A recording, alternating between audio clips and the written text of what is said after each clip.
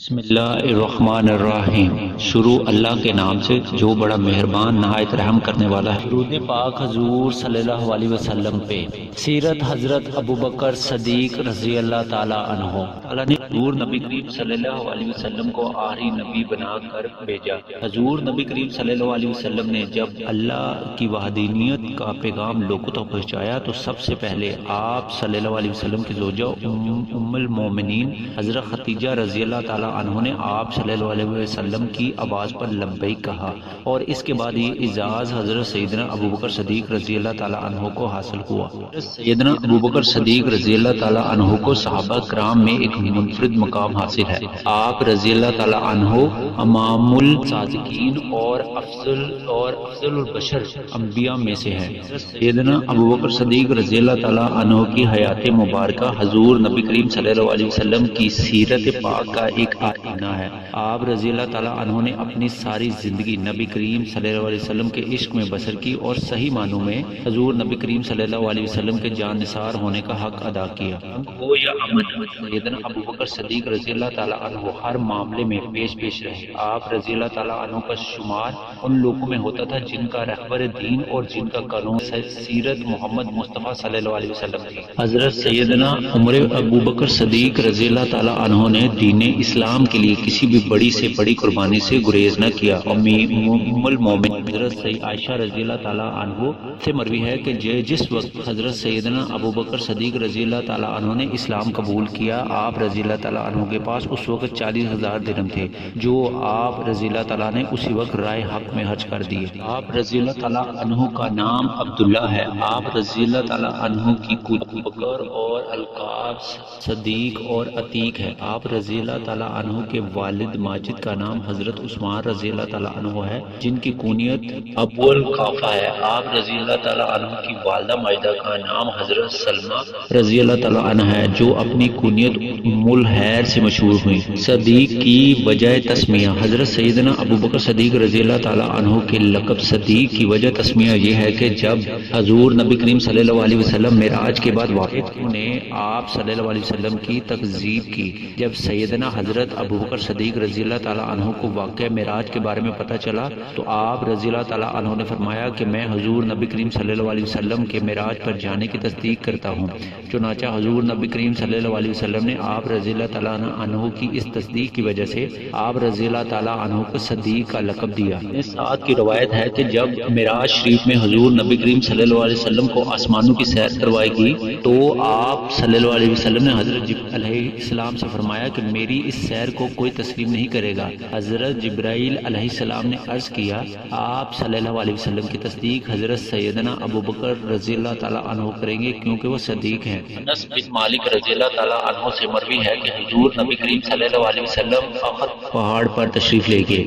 اور آپ صلی اللہ علیہ وسلم کے ہمراہ حضرت سیدنا ابوبکر صدیق، حضرت سیدنا عمر فاروق اور حضرت سیدنا عثمان غنی رضی اللہ تعالی عنہ بھی تھے۔ احد پہاڑ پر زلزلہ آ گیا۔ حضور نبی کریم صلی اللہ علیہ وسلم نے اپنے پیر کی ٹھوکر لگائی اور فرمایا اے احد ٹھہر جا، تجھ پر ایک نبی صلی اللہ علیہ وسلم، ایک صدیق اور 2 شہید موجود ہیں۔ عتیق کی وجہ تسمیہ، حضرت سیدنا ابوبکر صدیق رضی اللہ تعالی عنہ کے گرامی کے بارے میں اکثر محدثین کا خیال ہے کہ آپ رضی اللہ تعالی عنہ کا نام عتیق تھا۔ عتیق کا مطلب ہے آزاد، جبکہ بیشتر محدثین کرام کا خیال ہے کہ عتیق آپ رضی اللہ تعالی عنہ کا لقب تھا، اور اس زمن میں ام المومنین حضرت عائشہ رضی اللہ تعالی عنہ کی روایت بیان فرماتے ہیں۔ ام المومنین حضرت عائشہ رضی اللہ تعالی عنہ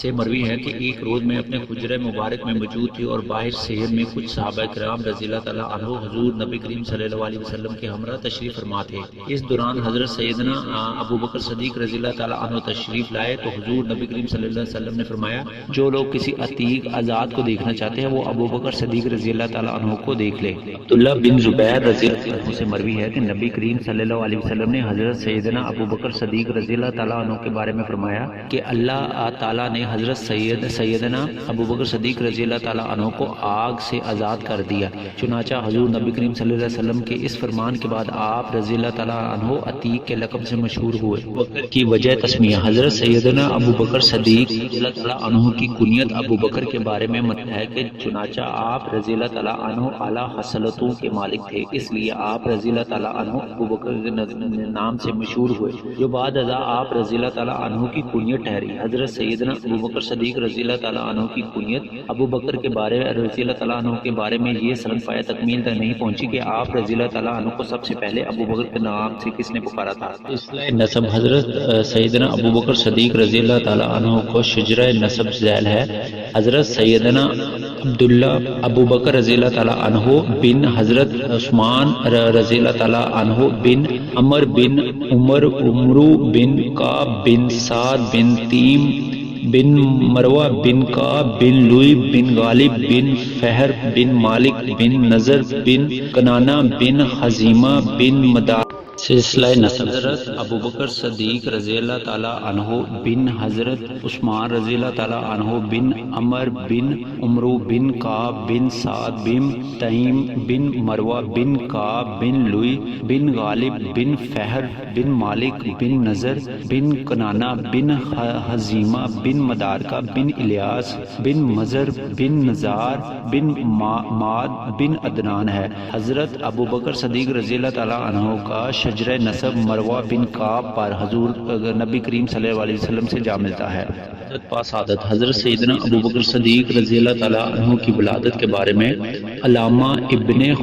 اسقلانی رحمۃ اللہ بیان فرماتے ہیں کہ حضرت سیدنا ابو بکر صدیق رضی اللہ تعالیٰ عنہ واقعہ فیل کے قریب 2.5 برس بعد 572 میں پیدا ہوئے۔ ام المومنین حضرت عائشہ صدیقہ رضی اللہ تعالیٰ عنہ سے مروی ہے کہ نبی کریم صلی اللہ علیہ وسلم اور حضرت سیدنا ابو بکر صدیق رضی اللہ تعالیٰ عنہ میرے پاس بیٹھے اپنی ولادت کا تذکرہ فرما رہے تھے۔ آپ دونوں کی گفتگو سے مجھے اندازہ ہوا کہ حضور نبی کریم صلی اللہ علیہ وسلم حضرت سیدنا ابو بکر صدیق رضی اللہ تعالیٰ عنہ سے عمر میں بڑے ہیں۔ حضرت سیدنا ابو بکر صدیق رضی اللہ تعالیٰ عنہ اسلام پڑھنے والے اولین لوگوں میں سے ہیں۔ آپ رضی اللہ تعالیٰ عنہ کو یہ بھی اعزاز حاصل ہے کہ آپ رضی اللہ تعالیٰ عنہ کا تمام خاندان حضور نبی کریم صلی اللہ علیہ وسلم کے دست مبارک پر دائرہ اسلام میں داخل ہوئے اور صحابی رسول صلی اللہ علیہ وسلم ہونے کا اعزاز حاصل کیا۔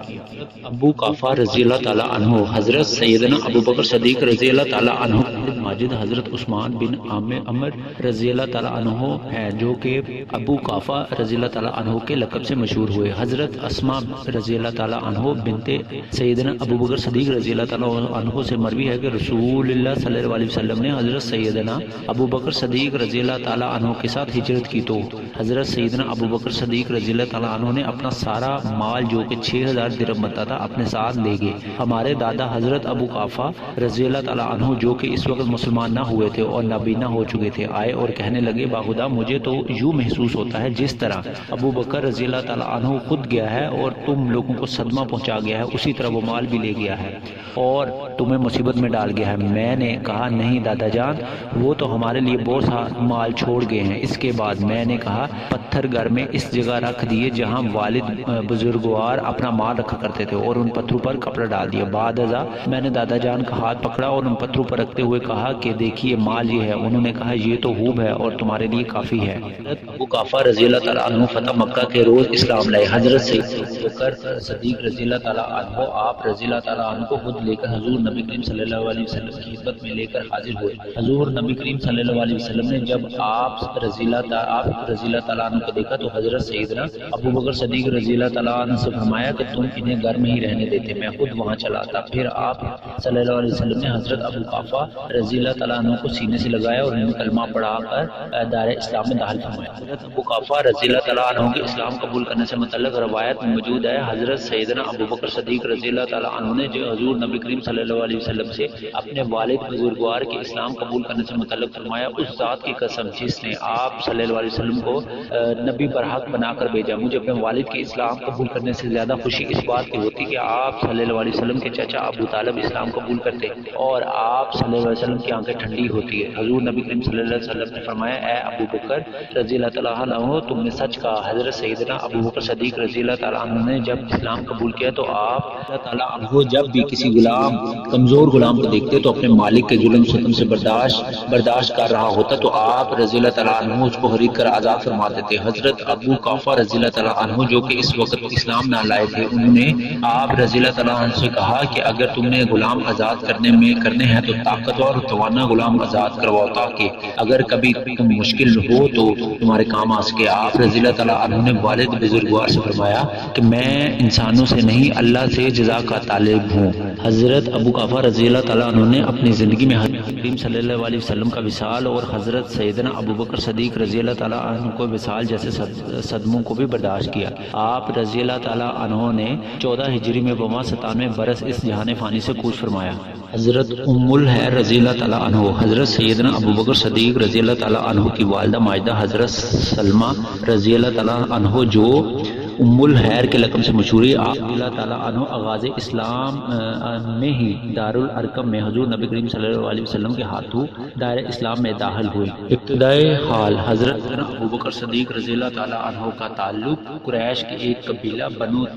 تیم سے تھا۔ آپ رضی اللہ تعالیٰ عنہ کا شمار ایک خوش اخلاق، نیک سیرت اور ایماندار تاجروں میں ہوتا تھا۔ قریش کے لوگ آپ رضی اللہ تعالیٰ عنہ کا نام نہایت احترام سے لیتے تھے۔ آپ رضی اللہ تعالیٰ عنہ صاحب علم تھے اور یہی وجہ تھی کہ قریش کے سردار کئی اہل مواقع پر آپ رضی اللہ تعالیٰ عنہ کو اپنا سفیر اور مشیر مقرر فرماتے تھے۔ سیدنا ابو بکر صدیق رضی اللہ تعالیٰ عنہ کا قبیلہ خون بہا اور تاوان کے امور کے فیصلے کرتا تھا، اور آپ رضی اللہ تعالیٰ عنہ بھی ابتدا میں اسی منصب پر فائز تھے اور اپنے منصب کو نہایت خوش اسلوبی سے نبھا رہے تھے۔ آپ رضی اللہ تعالیٰ عنہ بچپن سے ہی نہایت اصول پسند تھے اور اصولوں پر کسی بھی قسم کا سمجھوتا نہ کرتے تھے۔ حضرت سیدنا ابو بکر صدیق رضی اللہ تعالیٰ عنہ دور جہالت میں کبھی بھی بتوں کے آگے سجدہ ریز نہ ہوئے،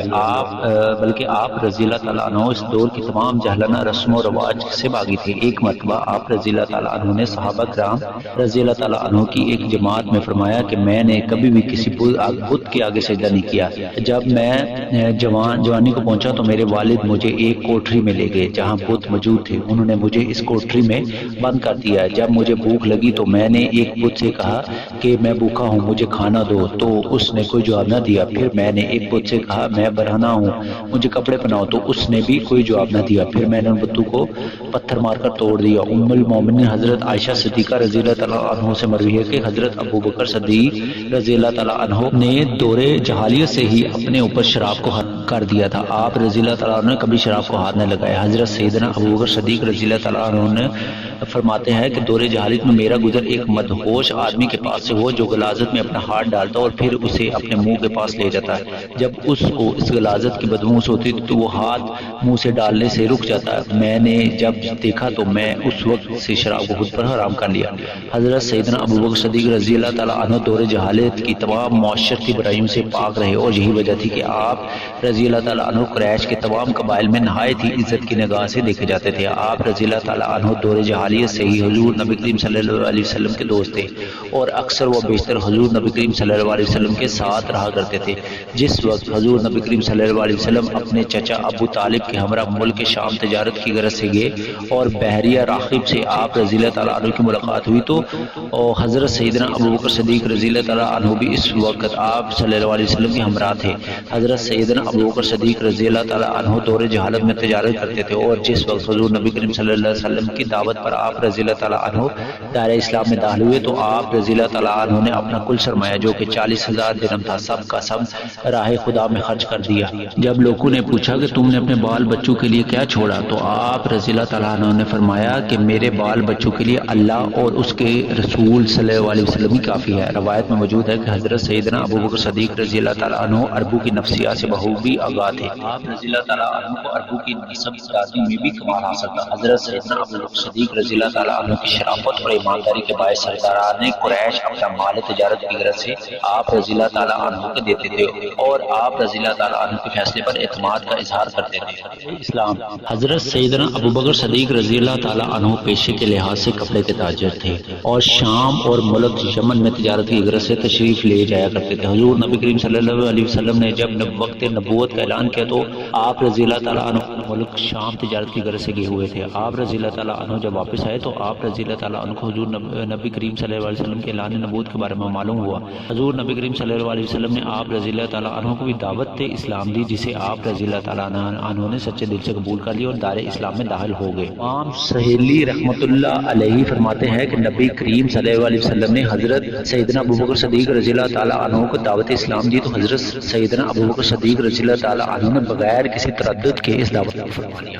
آپ رضی اللہ تعالیٰ عنہ نے اسلام قبول کرنے سے پہلے خواب میں چاند دیکھا جو کہ مکہ مکرمہ کی طرف نازل ہوا اور ہر گھر میں علیحدہ علیحدہ داخل ہوا۔ وہ چاند جس بھی گھر میں داخل ہوا وہاں نور چمک اٹھا، پھر وہ چاند میرے گھر میں داخل ہوا اور میری گود میں جمع ہو گیا۔ آپ رضی اللہ تعالیٰ عنہ نے جب اپنے اس خواب کی تعبیر چند اہل کتاب سے مانگی تو انہوں نے بتایا کہ جس نبی کا انتظار تھا اس کی آمد ہو چکی ہے اور تم اس نبی کے دامن سے وابستہ ہوگے اور تمام لوگوں سے زیادہ سعادت مند ہوگے۔ حضرت سیدنا ابوبکر صدیق رضی اللہ تعالیٰ عنہ فرماتے ہیں کہ میں خانہ کعبہ کی صحن میں تشریف فرماتا زید بن عمرو بن بھی میرے ہمراہ تھے۔ اس دوران امیہ بن ابی صالح جو کہ شاعر تھا وہاں سے گزرا۔ اس نے زید سے کہا خیر کے متلاشی تم کیسے ہو؟ زید نے جواب دیا خیریت سے۔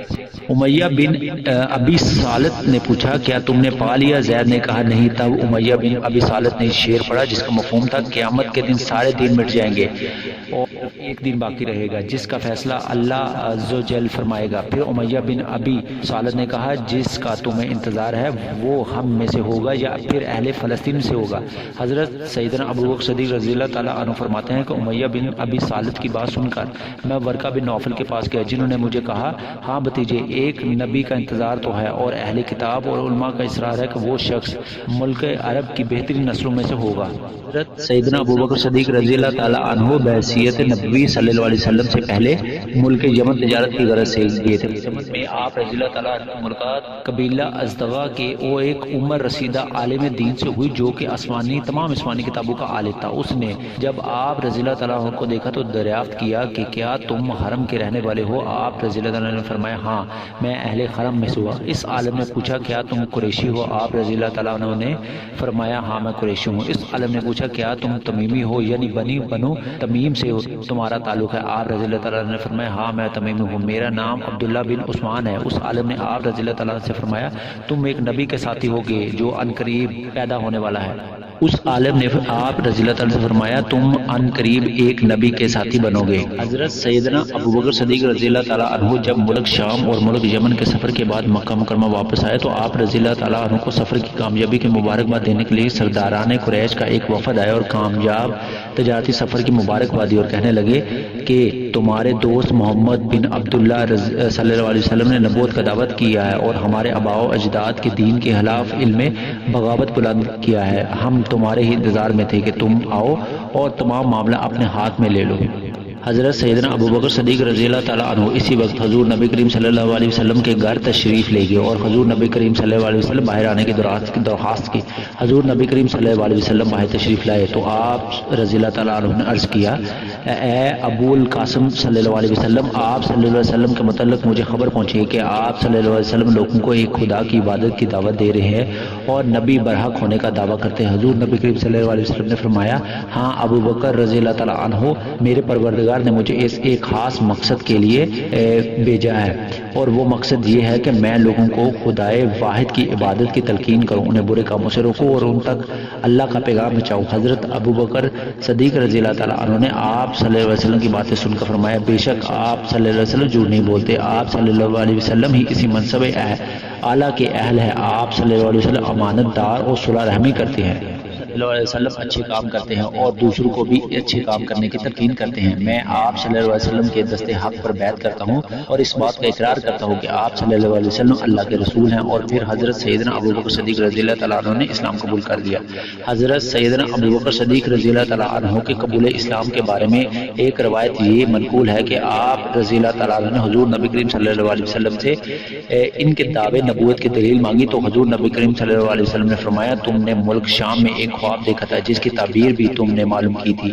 پھر تم ایک من میں ایک عالم تھے جس نے تمہیں خبر دی تھی۔ حضرت سیدنا ابوبکر صدیق رضی اللہ تعالیٰ عنہ نے جب یہ باتیں سنی تو حیرانگی سے دریافت کیا کہ آپ صلی اللہ علیہ وسلم کو ان تمام باتوں کی خبر کس نے دی؟ تو نبی کریم صلی اللہ علیہ وسلم نے فرمایا اس عظیم فرشتے نے جو مجھ سے پہلے انبیاء پر نازل ہوتا رہا ہے۔ چنانچہ حضرت سیدنا ابوبکر صدیق رضی اللہ تعالیٰ عنہ نے اسی وقت اپنا ہاتھ آپ صلی اللہ علیہ وسلم کے ہاتھ میں دے دیا اور آپ صلی اللہ علیہ وسلم کے نبی برحق ہونے کی گواہی دے دی۔ ابوبکر صدیق رضی اللہ تعالیٰ عنہ اسلام قبول کرنے والے دوسرے شخص تھے۔ آپ رضی اللہ تعالیٰ عنہ سے پہلے حضور نبی کریم صلی اللہ علیہ وسلم کی زوجہ ام المؤمنین حضرت حتیجہ رضی اللہ تعالیٰ عنہ نے اسلام قبول کیا تھا۔ اسلام کی تبلیغ۔ حضرت سیدنا ابو بکر صدیق رضی اللہ تعالیٰ عنہ کے اسلام لانے سے دینی اسلام کو جو تبلیغ، وہ اس بات سے بھی ظاہر ہے کہ آپ رضی اللہ تعالیٰ عنہ جو کہ قریش مکہ میں بلند مقام کے حامل تھے، اور ہر شخص آپ رضی اللہ تعالیٰ عنہ کی عزت کرتا تھا۔ اسی لیے جب آپ رضی اللہ تعالیٰ عنہ نے اپنے حلقہ اخبار میں دعوت اسلام دی تو بے شمار لوگ دائرہ اسلام میں داخل ہوئے۔ جس وقت حضرت سیدنا ابو بکر صدیق رضی اللہ تعالیٰ عنہ نے اسلام قبول کیا، اس وقت آپ رضی اللہ تعالیٰ عنہ کی عمر مبارک 38 سال تھی۔ آپ رضی اللہ تعالیٰ عنہ نے اسلام قبول کرنے کے بعد تبلیغ اسلام اور اشاعت اسلام کے لیے اپنی زندگی وقف کر دی۔ آپ رضی اللہ تعالیٰ عنہ کی تبلیغ سے بنی امیہ، بنی اسد، بنی زہرہ، بنی تمیم کے کئی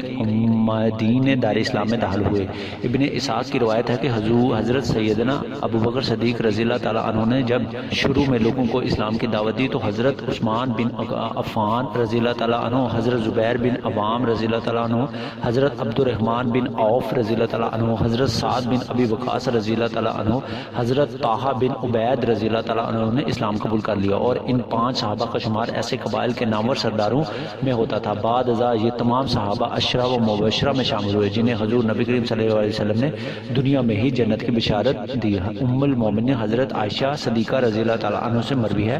کہ جب حضرت سیدنا ابو بکر صدیق رضی اللہ تعالیٰ عنہ نے لوگوں کو دعوت اسلام دی تو سب سے پہلے حضرت عثمان بن عفان رضی اللہ تعالیٰ عنہ، حضرت طٰہٰ بن عبید اللہ رضی اللہ تعالیٰ عنہ، حضرت زبیر بن عوام رضی اللہ تعالیٰ عنہ، حضرت سعد بن ابی وقاص رضی اللہ تعالیٰ عنہ، حضرت عبد الرحمن بن عوف رضی اللہ تعالیٰ نے اسلام قبول کیا۔ حضرت سیدنا ابو بکر صدیق رضی اللہ تعالیٰ عنہ نے اپنے گھر کے صحن میں ایک چھوٹی سی مسجد بنا رکھی تھی جہاں ابتدائی اسلام میں آپ رضی اللہ تعالیٰ عنہ نماز ادا کرتے تھے اور قرآن مجید فرماتے تھے۔ دوران تلاوت آپ رضی اللہ تعالیٰ عنہ پر رکعت طاری ہو جاتا تھا اور لوگوں کا ایک جمع غفیر آپ رضی اللہ تعالیٰ عنہ کی تلاوت سننے کے لیے اکٹھا ہو جاتا تھا۔ یہ حضرت سیدنا ابو بکر صدیق رضی اللہ تعالیٰ عنہ کی پرسوز تلاوت کا ہی اثر تھا کہ بے شمار لوگ دائرہ اسلام میں داخل ہوئے۔ حضرت سیدنا ابو بکر صدیق رضی اللہ تعالیٰ عنہ بہت سے غلاموں کو باری معاوضہ دے کر آزاد کروایا۔ آپ رضی اللہ تعالیٰ عنہ نے اس مشکل وقت میں بھی اپنے مسلمان بھائیوں کی امداد بھی جاری رکھی۔ حضرت سیدنا ابو بکر صدیق رضی اللہ تعالیٰ عنہ نے ابتدائی اسلام میں 7 ایسے غلام جنہیں اسلام قبول کرنے کی وجہ سے تشدد کا نشانہ بنایا جاتا تھا باری معاوضہ دے کر خریدا اور آزاد کرایا۔ ان غلاموں میں حضرت سردار رضی اللہ تعالیٰ عنہ، حضرت عامر بن فہیر رضی اللہ تعالیٰ عنہ جیسے جلیل القدر صحابہ بھی شامل تھے۔ حضرت سیدنا ابو بکر صدیق رضی اللہ تعالیٰ عنہ کی شان میں اللہ عز و جل نے سورۃ بقرہ میں ارشاد فرمایا، جو لوگ اللہ تعالیٰ کی راہ میں اپنا مال خرچ کرتے ہیں وہ مال خرچ کرنے میں کبھی تو پوشیدہ رہتے ہیں اور کبھی ان کا اظہار ہو جاتا ہے، بس ایسے نیک بندوں کے لیے ان کے خدا کی طرف سے ان کے لیے بہت بڑا اجر و ثواب ہے۔ نبی کریم صلی اللہ علیہ وسلم نے حضرت سیدنا ابو بکر صدیق رضی اللہ تعالیٰ عنہ کے بارے میں فرمایا، مجھے جس قدر نفع حضرت سیدنا ابو صدیق رضی اللہ تعالیٰ عنہ کے مال سے پہنچا ہے اتنا نفع کسی اور کے مال سے نہیں پہنچا۔ حضرت سیدنا ابو بکر صدیق رضی اللہ تعالیٰ عنہ نے جب حضور نبی کریم صلی اللہ علیہ وسلم کا یہ فرمان سنا تو آپ رضی اللہ تعالیٰ عنہ رو دی اور عرض کیا، یا رسول اللہ صلی اللہ علیہ وسلم، میری ذات، میرا مال، متاع سب آپ صلی اللہ علیہ وسلم کے لیے ہی تو ہے۔ حضرت سیدنا ابو بکر صدیق رضی اللہ تعالیٰ عنہ نے اللہ عز و جل کی خوشنودی حاصل کرنے کے لیے بے شمار کارنامے سر انجام دیے جو تاریخ اسلام کے سنہرے حروف میں درج ہے۔ اللہ عز و جل نے بھی آپ رضی اللہ تعالیٰ عنہ پر بے شمار احسانات فرمائے۔ آپ رضی اللہ تعالیٰ عنہ کو یار غار جیسے بلند پایا مرتبے سے نوازا۔ حضرت سیدنا ابو بکر صدیق رضی اللہ تعالیٰ عنہ بھی اللہ عز و جل کا ہم وقت شکریہ ادا کرتے رہتے کہ اللہ عز و جل نے انہیں اس نعمت عظمہ سے سرفراز فرمایا۔ آپ رضی اللہ تعالیٰ عنہ کی وہ دعا جو آپ رضی اللہ تعالیٰ شکرانے کے طور پر اللہ عز و جل کے حضور مانگا کرتے تھے، اللہ عز و جل نے اس کا ذکر قرآن پاک کی سورت احقاف میں یوں فرمایا، اے میرے رب تو مجھے اس امر کی توفیق عطا فرما کہ میں تیری نوازشوں اور نعمتوں کا جو تو نے اپنے فضل سے مجھ پر انعام فرمائی ہے ان کا بھی شکر ادا کر سکوں۔ ان نعمتوں میں سے ایک نعمت اسلام ہے، اسی طرح جو نعمت تو نے میرے والدین کو عطا کی ہے وہ نعمت اسلام، زندگی اور قدرت ہے، اور اے میرے خالق و مالک مجھے اس عمل کی توفیق عطا فرما کہ میں نیک عمل کر سکوں، ایسے نیک عمل جن کو تو پسند فرماتا ہے اور جو خالص تیری رضا کے لیے ہوں، اور میری اولاد کو بھی اس نیک عمل کو جاری رکھنے کی توفیق عطا فرما۔ میں کسی ایسے عمل خیر کا طالب نہیں ہوں جس میں تیری رضا شامل نہ ہو، میں تیری ہی طرف گردن جھکائے ہوا ہوں اور صرف تیرے ہی احکام کی بجاوری کا طلبگار ہوں۔ اور نبی کریم صلی اللہ علیہ وسلم کی اعلان نبوت کے بعد حضرت سیدنا ابو بکر صدیق رضی اللہ عنہ نے اسلام قبول کیا تو آپ رضی اللہ تعالیٰ عنہ نے اپنی تمام زندگی حضور نبی کریم صلی اللہ علیہ وسلم کی اطاعت اور اللہ عز و جل کے احکامات کی تابع کر لی۔ معراج نبی صلی اللہ علیہ وسلم 27 رجب بروز سوار حضور نبی کریم صلی اللہ علیہ وسلم اپنے گھر میں تشریف فرما تھے کہ حضرت جبرائیل علیہ السلام براق لے کر آئے اور آپ صلی اللہ علیہ وسلم کو معراج کی خوشخبری سنائی۔ حضور نبی کریم صلی اللہ علیہ وسلم مسجد الحرام سے بیت المقدس تشریف لے گئے، جہاں کل انبیاء علیہ السلام نے آپ صلی اللہ علیہ وسلم کی امامت میں نماز ادا کی۔ بعد ازاں آپ صلی اللہ علیہ وسلم آسمانوں پر تشریف لے گئے، جہاں آپ صلی اللہ علیہ وسلم کی ملاقات پہلے آسمان پر حضرت آدم علیہ السلام سے، دوسرے آسمان پر حضرت یحییٰ علیہ السلام اور حضرت عیسیٰ علیہ السلام سے، تیسرے آسمان پر حضرت ہارون علیہ السلام سے، چوتھے آسمان پر حضرت ادریس علیہ السلام سے، پانچویں آسمان پر حضرت زکریا علیہ السلام سے، چھٹے آسمان پر حضرت موسیٰ علیہ السلام سے اور ساتویں آسمان پر حضرت ابراہیم علیہ السلام سے ہوئی۔ نبی کریم صلی اللہ علیہ وسلم سدرۃ المنتہا پر تشریف لے کے جہاں آپ صلی اللہ علیہ وسلم کی ملاقات اللہ عز و جل سے ہوئی۔ آپ صلی اللہ علیہ وسلم کی امت کو 40 نمازوں کا تحفہ ملا، جو بعد میں 5 نمازوں تک ہو گیا۔ معراج سے واپسی پر حضور نبی کریم صلی اللہ علیہ وسلم نے حضرت جبرائیل علیہ السلام سے فرمایا کہ میری اس معراج کو کوئی تسلیم نہیں کرے گا۔ حضرت جبرائیل علیہ السلام نے عرض کیا، یا رسول اللہ صلی اللہ علیہ وسلم، آپ صلی اللہ علیہ وسلم کی اس معراج کی تصدیق ابو بکر رضی اللہ تعالیٰ عنہ کریں گے، کیونکہ وہ صدیق ہے۔ چنانچہ جب حضور نبی کریم صلی اللہ علیہ وسلم معراج سے واپس آئے اور لوگوں کو اپنی معراج کے بارے میں بتایا تو مشرکین مکہ نے حضرت سیدنا ابو بکر صدیق رضی اللہ تعالیٰ عنہ کے پاس جا کر تنزیہ کہا کہ اب تمہارا دوست کہتا ہے کہ وہ آسمانوں کی سیر کر کے آیا ہے۔ حضرت سیدنا ابو بکر صدیق رضی اللہ تعالیٰ عنہ نے جب مشرکین مکہ کی زبانی سنا تو برملا کہا کہ اگر حضور نبی کریم صلی اللہ علیہ وسلم نے کہا کہ وہ آسمانوں کی سیر کو گئے تھے تو وہ درست کہتے ہیں، اور اس بات کی تصدیق کرتا ہوں کہ حضور نبی کریم صلی اللہ علیہ وسلم آسمانوں کی سیر کو تشریف لے گئے۔ حضرت سیدنا ابو بکر صدیق رضی اللہ تعالیٰ عنہ کی تصدیق کے بعد اللہ عز و جل نے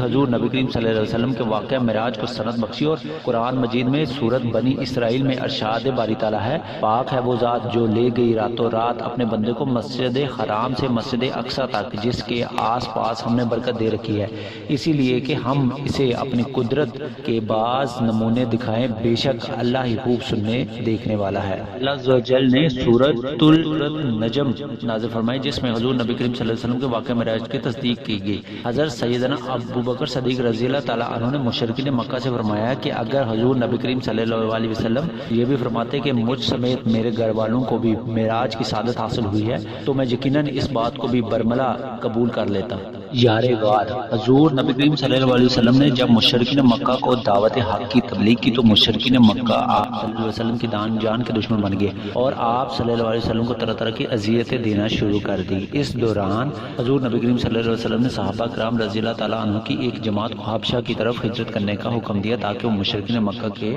مظالم سے بچ سکے اور تبلیغ اسلام کا کام بخوبی انجام دے سکے۔ صحابہ کرام رضی اللہ تعالیٰ عنہ کی وہ جماعت جس نے حبشہ کی جانب ہجرت کی، ان کے پہلے قافلے میں 15 مرد اور عورتیں شامل تھیں، جس کے بعد آہستہ آہستہ مزید قافلے حبشہ کی جانب حضور نبی کریم صلی اللہ علیہ وسلم کے فرمان کے مطابق ہجرت کر گئے، اور جو مسلمان مہاجرین کی تعداد 100 سے تجاوز کر گئی، جس میں 83 مرد اور 18 عورتیں شامل تھیں۔ جانب ہجرت کرنے میں حضرت سیدنا عثمان غنی رضی اللہ تعالیٰ عنہ باما اہلیہ حضرت زبیر بن عوام رضی اللہ تعالیٰ عنہ، حضرت عبد الرحمن بن عوف رضی اللہ تعالیٰ عنہ، حضرت عبداللہ بن مسعود رضی اللہ تعالیٰ عنہ جیسے جلیل القدر صحابہ کرام بھی شامل تھے۔ حضرت سیدنا ابو بکر صدیق رضی اللہ تعالیٰ عنہ نے بھی حبشہ کی جانب ہجرت کا ارادہ کیا۔ مشرکین مکہ میں سے ایک سردار ابن دغنا کو آپ رضی اللہ تعالیٰ کی ہجرت کا پتہ چلا تو اس نے سرداران قریش سے کہا کہ ابو بکر رضی اللہ تعالیٰ عنہ ایسا شخص نہیں جو اپنے وطن سے چلا جائے یا اسے وطن سے نکل جانے پر مجبور کیا جائے، وہ لوگوں سے صلح رحمی کرتا ہے اور مسائل میں گرے ہوئے لوگوں کی مدد کرتا ہے۔ ابن دغنا نے سرداران قریش کو ضمانت دی اور حضرت سیدنا ابو بکر صدیق رضی اللہ تعالیٰ عنہ کو حبشہ کی جانب ہجرت کرنے سے روک دیا۔ جانب مسلمانوں کی ایک بڑی تعداد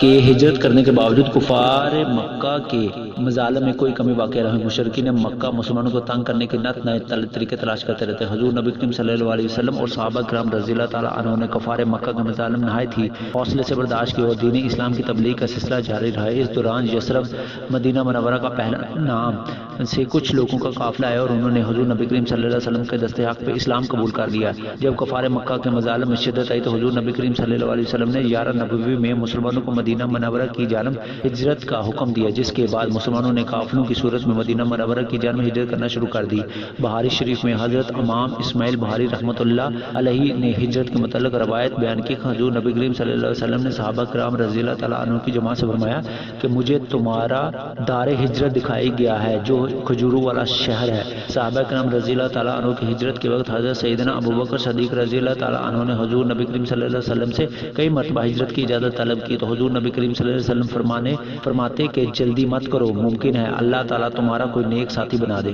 جس وقت صحابہ کرام رضی اللہ تعالیٰ عنہ کی ایک جماعت مکہ مکرمہ سے ہجرت کر کے مدینہ منورہ تشریف لے گئی اور مکہ مکرمہ میں صرف حضور نبی کریم صلی اللہ علیہ وسلم، حضرت سیدنا ابو بکر صدیق رضی اللہ تعالیٰ عنہ اور حضرت سیدنا علی المرتضیٰ رضی اللہ تعالیٰ عنہ سمیت چند صحابہ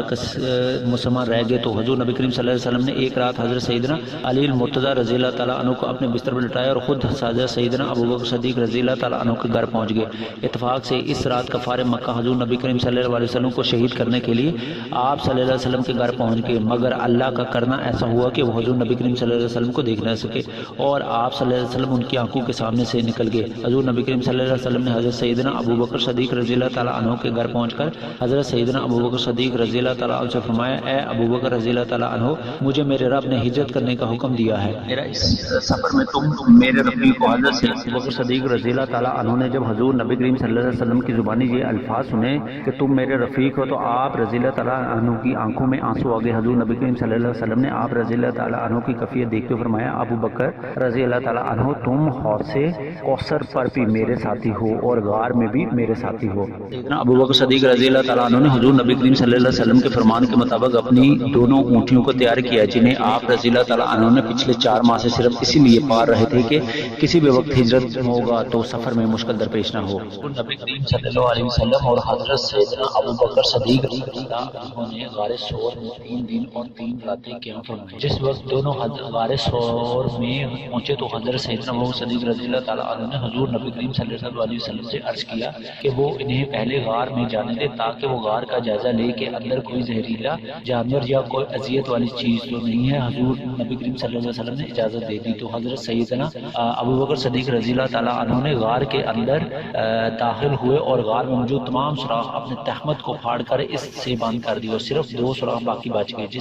جن پر آپ رضی اللہ تعالیٰ نے اپنے پاؤں رکھ دی اور حضور نبی کریم صلی اللہ علیہ وسلم کو اندر تشریف لانے کی گزارش کی۔ جب حضور نبی کریم صلی اللہ علیہ وسلم غار میں تشریف لائے تو آرام کی غرض سے لیٹ گئے اور سر مبارک حضرت سیدنا ابو بکر صدیق رضی اللہ تعالیٰ عنہ کی گود میں رکھ دیا۔ جن سوراخوں پر حضرت سیدنا ابو بکر صدیق رضی اللہ تعالیٰ عنہ نے اپنے پاؤں رکھے ہوئے تھے ان میں سے ایک سوراخ میں سے بچھو نے آپ رضی اللہ تعالیٰ عنہ کو ڈنگ مارا، جس کی درد کی شدت سے آپ رضی اللہ تعالیٰ عنہ کی آنکھوں میں آنسو آ گئے اور آنسو بہ کر حضور نبی کریم صلی اللہ علیہ وسلم کے رخسار مبارک پر گر پڑے۔ حضور نبی کریم صلی اللہ علیہ وسلم نے اپنی آنکھیں کھول دی اور حضرت ابو بکر صدیق رضی اللہ تعالیٰ عنہ سے معاملہ دریافت کیا۔ جب حضرت سیدنا ابو بکر صدیق رضی اللہ تعالیٰ عنہ نے سارا معاملہ گوش گزار کر دیا، حضور نبی کریم صلی اللہ علیہ وسلم نے اپنے لعاب دہن بچوں کے ڈانگ والی جگہ پر لگایا جس سے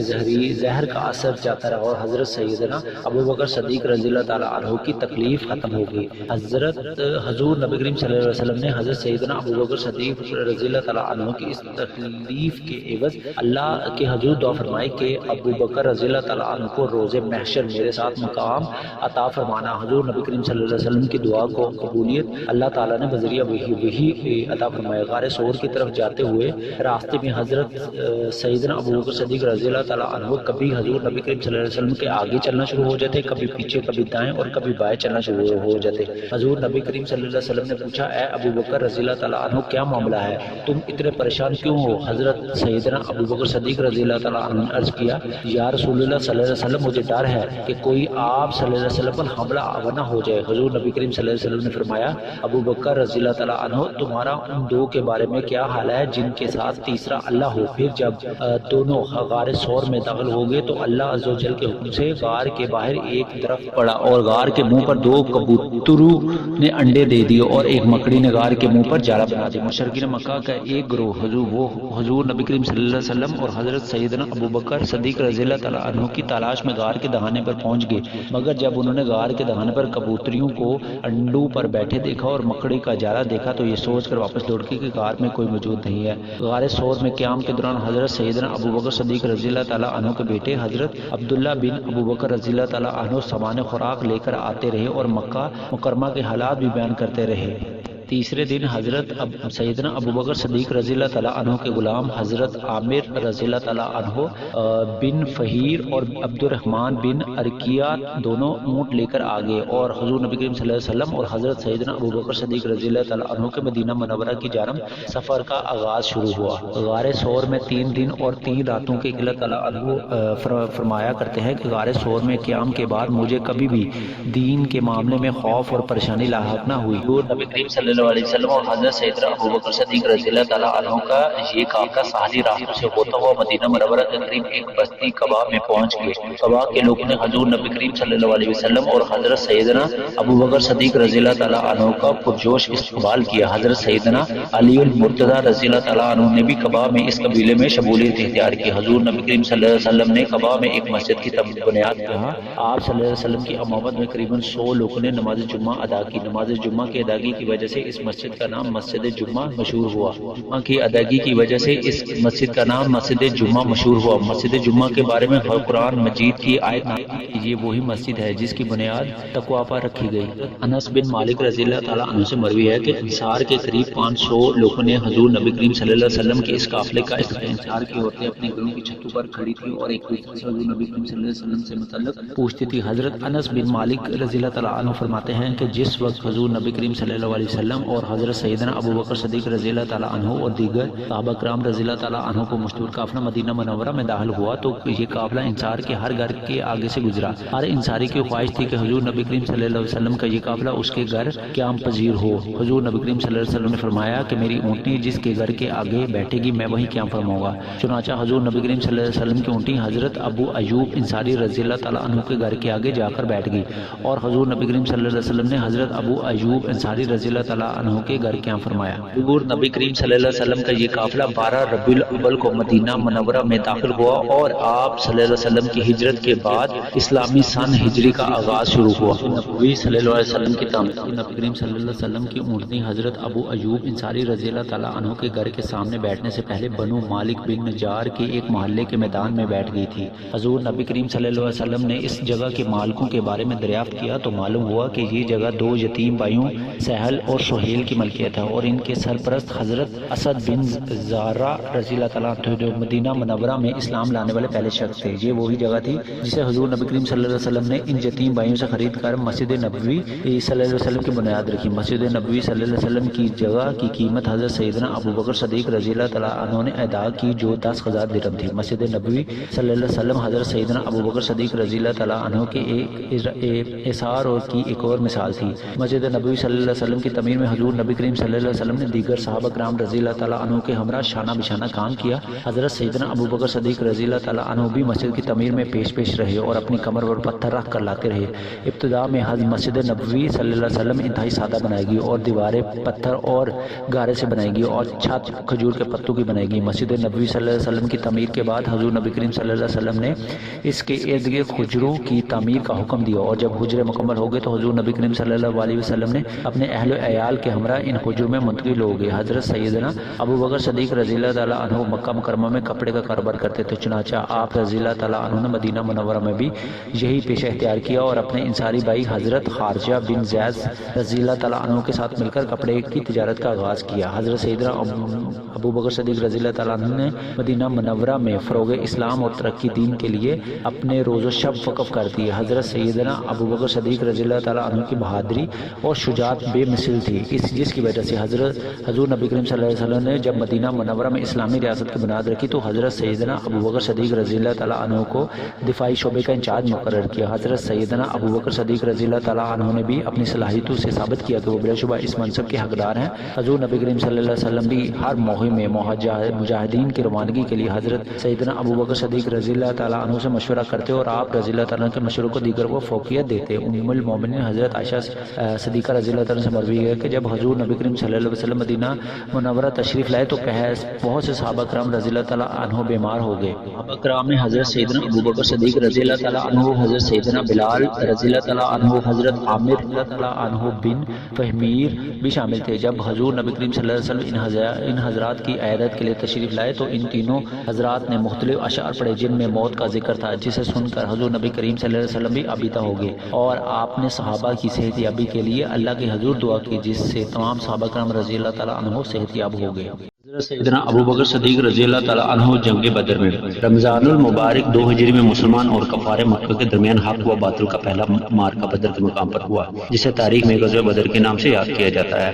بدر کا میدان مدینہ منورہ سے قریب 80 میل کے فاصلے پر واقع ہے۔ 313 مسلمان مجاہدین کا لشکر حضور نبی کریم صلی اللہ علیہ وسلم کی سربراہی میں بدر کے مقام پر پہنچا، جہاں ان کا مقابلہ ابو جہل کی سرکردگی میں کفار کی 1000 لشکر سے ہوا۔ حضرت سعد بن معاذ رضی اللہ تعالیٰ عنہ نے ایک ٹیلے پر صاحبان بنا دیا، جہاں پر حضور نبی کریم صلی اللہ علیہ وسلم اور حضرت سیدنا ابوبکر صدیق رضی اللہ تعالیٰ عنہ لشکر اسلام کو ہدایت دیتے رہے۔ صحیح بخاری و مسلم میں منقول ہے کہ حضرت سیدنا عمر فاروق رضی اللہ تعالیٰ عنہ نے فرمایا کہ جب جنگ بدر کا موقع آیا تو نبی کریم صلی اللہ علیہ وسلم نے دیکھا کہ مشرکین مکہ کی تعداد 1000 کے قریب ہے، جبکہ لشکر اسلام کی تعداد صرف 313 ہے۔ تو حضور نبی کریم صلی اللہ علیہ وسلم قبلہ روح ہو کر بیٹھ گئے اور اللہ عز و جل کی بارگاہ میں دعا کے لیے ہاتھ بلند کرتے ہوئے فرمایا، اے اللہ میرے ساتھ جو وعدہ کیا ہے اسے پورا فرما دے۔ اے اللہ اگر یہ مٹھی بھر مسلمان ختم ہو گئے تو اس زمین پر تیری عبادت کرنے والا کوئی نہیں رہے گا۔ حضرت سیدنا عمر فاروق رضی اللہ تعالیٰ عنہ فرماتے ہیں کہ دعا مانگنے کے دوران حضور نبی کریم صلی اللہ علیہ وسلم کی چادر مبارک کندھوں سے گر گئی۔ حضرت سیدنا ابوبکر صدیق رضی اللہ تعالیٰ عنہ نے چادر اٹھا کر حضور نبی کریم صلی اللہ علیہ وسلم کے کندھوں پر ڈالی اور عرض کیا، یا رسول اللہ صلی اللہ علیہ وسلم یہ کافی ہے، اللہ عز و جل اپنا وعدہ ضرور پورا کرے گا۔ چنانچہ اللہ عز و جل نے لشکر اسلام کی غیبی مدد فرمائی اور ہمیں مشرکین پر فتح عطا فرمائی۔ ابن اسحاق کی روایت ہے کہ حضور نبی کریم صلی اللہ علیہ وسلم کو خیمے میں اونگ آ گئی، آپ صلی اللہ علیہ وسلم بیدار ہوئے تو آپ صلی اللہ علیہ وسلم نے حضرت سیدنا ابوبکر صدیق رضی اللہ تعالیٰ عنہ سے فرمایا، اے ابوبکر رضی اللہ تعالیٰ عنہ تمہیں مبارک ہو، اللہ عز و جل کی مدد آن پہنچی اور جبرائیل علیہ السلام اپنے گھوڑے کی باگیں پکڑے آ رہے ہیں۔ سیدنا علی المرتضیٰ رضی اللہ تعالیٰ عنہ جب خلیفہ بنے تو آپ رضی اللہ تعالیٰ عنہ نے لوگوں سے پوچھا سب سے بہادر کون ہے؟ لوگوں نے جواب دیا آپ رضی اللہ تعالیٰ عنہ۔ آپ رضی اللہ تعالیٰ عنہ نے نہیں، میرا تو مقابلہ جس سے بھی ہوا میں اس کے برابر رہا، لیکن میں نے حضرت سیدنا ابوبکر صدیق رضی اللہ تعالیٰ عنہ سے زیادہ بہادر شخص کوئی نہیں دیکھا۔ جنگ بدر میں جب حضور نبی کریم صلی اللہ علیہ وسلم کے لیے صاحبان بنایا گیا تو سوال پیدا ہوا کہ حضور نبی کریم صلی اللہ علیہ وسلم کی حفاظت کے لیے کسے مقرر کیا جائے جو کفار کو حضور نبی کریم صلی اللہ علیہ وسلم تک پہنچنے سے روکے۔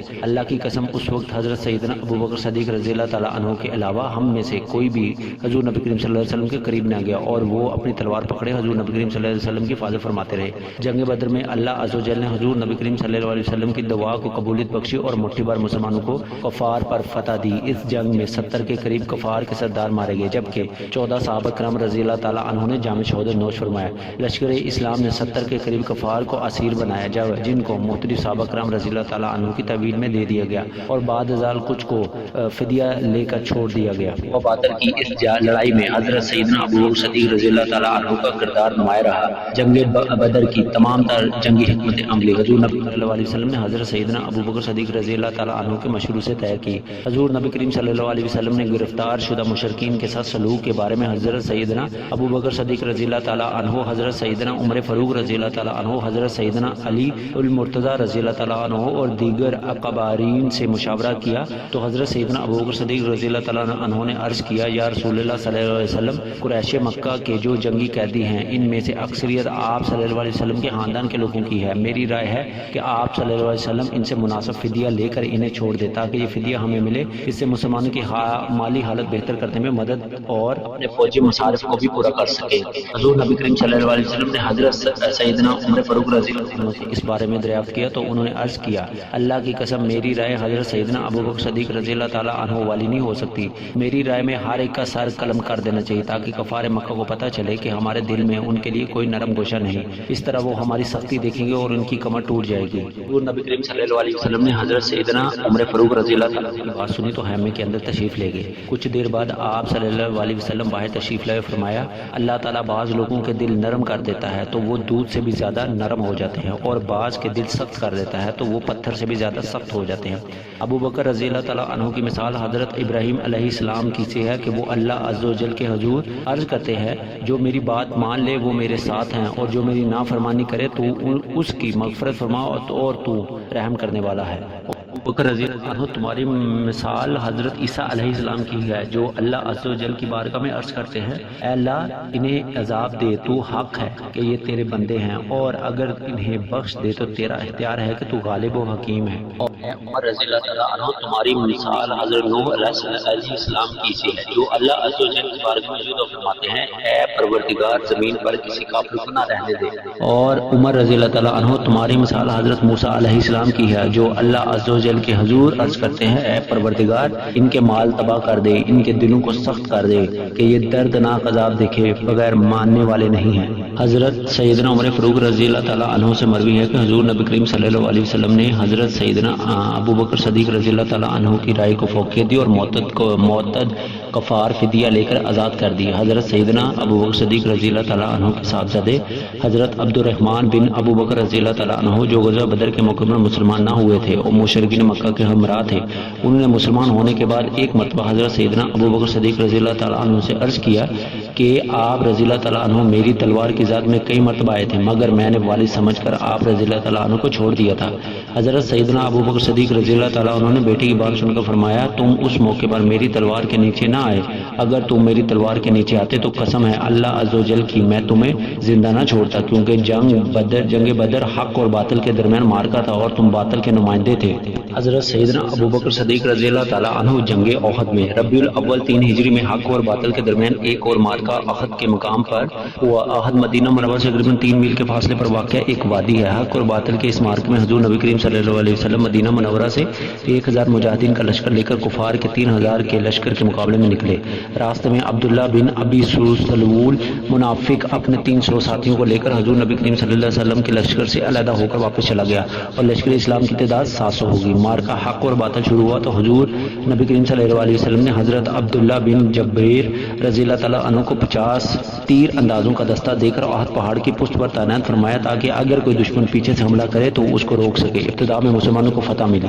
اور مشرکین میدان چھوڑ کر بھاگ گئے۔ لشکر اسلام نے ان کا پیچھا کیا۔ اس دوران حضرت عبداللہ بن جبیر رضی اللہ تعالیٰ عنہ کی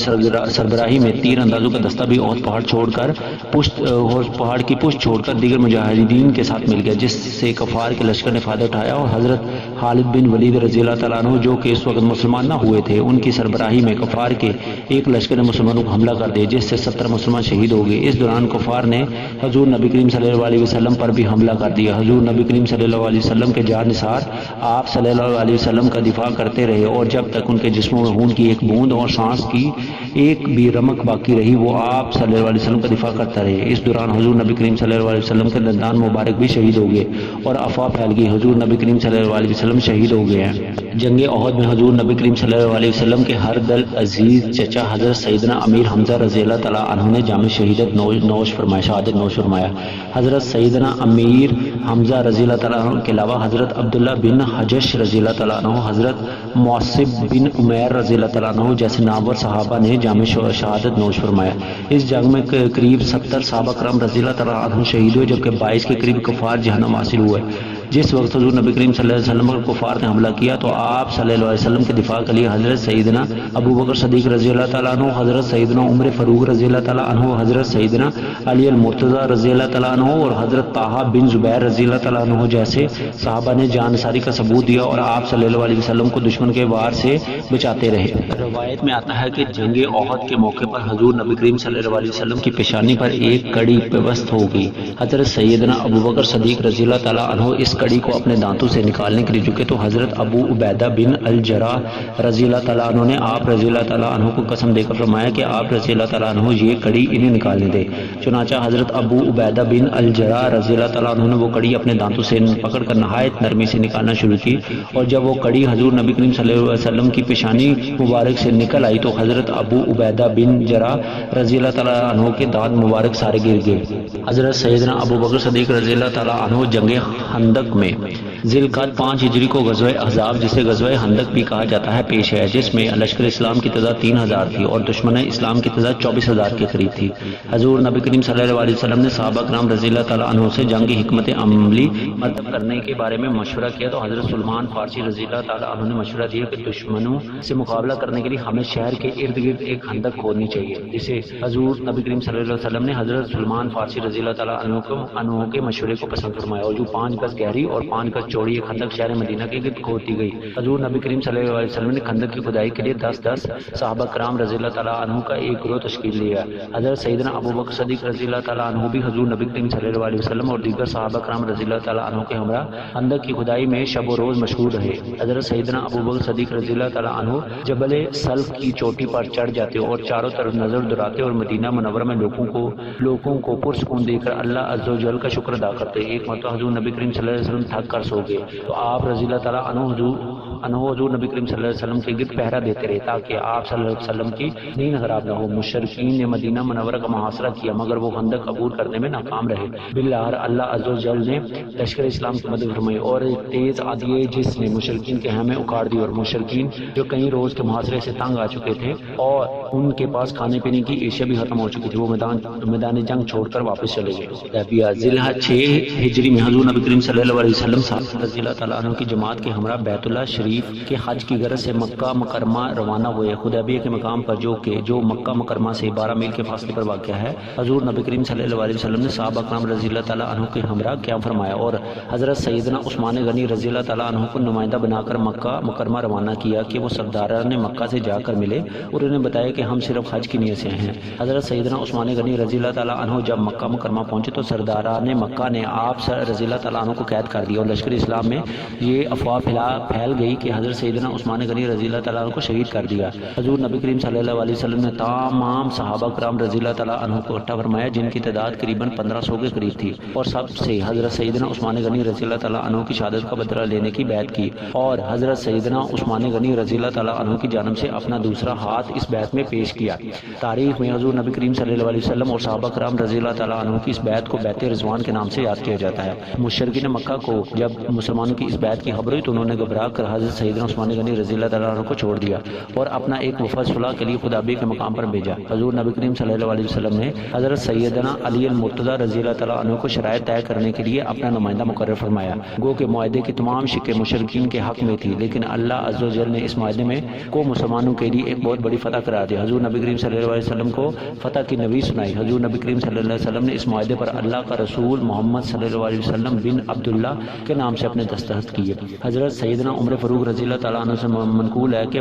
میں صلح حدیبیہ کے بعد حضور نبی کریم صلی اللہ علیہ وسلم کی خدمت میں حاضر ہوا اور عرض کیا، یا رسول اللہ صلی اللہ علیہ وسلم، کیا آپ صلی اللہ علیہ وسلم اللہ کے سچے نبی نہیں؟ آپ صلی اللہ علیہ وسلم نے فرمایا، عمر رضی اللہ تعالیٰ عنہ، میں اللہ کا سچا نبی ہوں۔ میں نے عرض کیا، کیا ہم حق پر اور کفار باطل پر نہیں؟ آپ صلی اللہ علیہ وسلم نے فرمایا، ہاں بے شک ہم حق پر ہیں اور وہ باطل پر ہیں۔ میں نے عرض کیا، پھر آپ صلی اللہ علیہ وسلم نے دین کے معاملے میں ہم پر یہ ذلت کیوں گوارا کی؟ آپ صلی اللہ علیہ وسلم نے فرمایا، میں اللہ کا رسول ہوں اور میں اللہ کی نافرمانی نہیں کر سکتا، وہ میری مدد ضرور فرمائے گا۔ میں نے عرض کیا، یا رسول اللہ صلی اللہ علیہ وسلم، کیا آپ صلی اللہ علیہ وسلم نہیں فرماتے کہ ہم بیت اللہ کا طواف کریں گے؟ آپ صلی اللہ علیہ وسلم نے فرمایا، کیا میں نے تمہیں یہ کہا تھا کہ ہم اس سال طواف کریں گے؟ میں نے عرض کیا کہ نہیں۔ تو آپ صلی اللہ علیہ وسلم نے فرمایا، انشاءاللہ تم ضرور بیت اللہ شریف کا طواف کرو گے۔ سیدنا عمر فاروق رضی اللہ تعالیٰ عنہ فرماتے ہیں کہ پھر میں حضرت سیدنا ابوبکر صدیق رضی اللہ تعالیٰ عنہ کے نزدیک لے گیا اور ان سے بھی وہی سوال پوچھے جو میں نے نبی کریم صلی اللہ علیہ وسلم سے پوچھے تھے۔ حضرت سیدنا ابوبکر صدیق رضی اللہ تعالیٰ عنہ سے مجھ سے فرمایا، عمر رضی اللہ تعالیٰ عنہ، یاد رکھو حضور نبی کریم صلی اللہ علیہ وسلم اللہ کے بندے اور رسول ہے، وہ اللہ کی نافرمانی نہیں کرتے، تم بھی ان کا دامن پکڑے رکھو۔ باہدا حضور نبی کریم صلی اللہ علیہ وسلم حق پر ہیں۔ معاہدہ حدیبیہ میں حضور نبی کریم صلی اللہ علیہ وسلم کے علاوہ حضرت سیدنا ابوبکر صدیق رضی اللہ تعالیٰ عنہ اور دیگر اکابرین صحابہ کرام رضی اللہ تعالیٰ عنہ بھی بطور گواہ دستخط کیے۔ مکہ۔ رمضان المبارک 8 ہجری حضور نبی کریم صلی اللہ علیہ وسلم کی تاریخ نبوت کا نہایت ہی عظیم الشان عنوان اور سیرت مقدسہ کا سنہری باب، جس کی آب و تاب سے ہر مومن کا قلب مسرتوں سے روشن ہو گیا، اور حضور نبی کریم صلی اللہ علیہ وسلم جو کہ قریب 8 برس پہلے انتہائی دکھ اور تکلیف کی حالت میں یار غار حضرت سیدنا ابو بکر صدیق رضی اللہ تعالیٰ عنہ کے ہمراہ بے یار و مددگار رات کی تاریکی میں ہجرت فرما کر مدینہ منورہ آئے تھے، اور 8 برس بعد اللہ عز و جل نے آپ صلی اللہ علیہ وسلم کو ایک فاتح کی حیثیت سے دوبارہ آپ صلی اللہ علیہ وسلم کے آبائی شہر مکہ مکرمہ میں داخل فرما دیا۔ مشرکین مکہ نے معاہدہ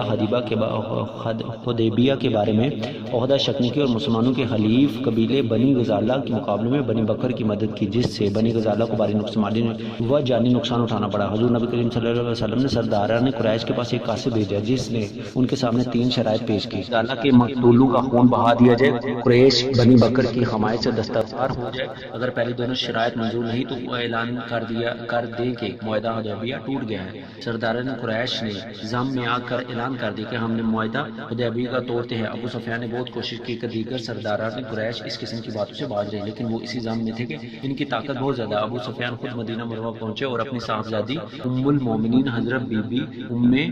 رضی اللہ تعالیٰ کے مقام پر قیام پذیر ہوا۔ ابو سفیان نے حضور نبی کریم صلی اللہ علیہ وسلم کے بستر پر بیٹھنا چاہا تو ام المومنین حضرت بی بی ام حبیبہ رضی اللہ تعالیٰ عنہ نے اس بستر پر بیٹھنے سے منع کر دیا، فرمایا کہ حضور نبی کریم صلی اللہ علیہ وسلم کا بستر ہے۔ ابو سفیان کچھ دیر وہاں رکنے کے بعد حضور نبی کریم صلی اللہ علیہ وسلم کی خدمت میں حاضر ہوا اور اپنے آنے کا مقصد بیان کیا۔ حضور نبی کریم صلی اللہ علیہ وسلم نے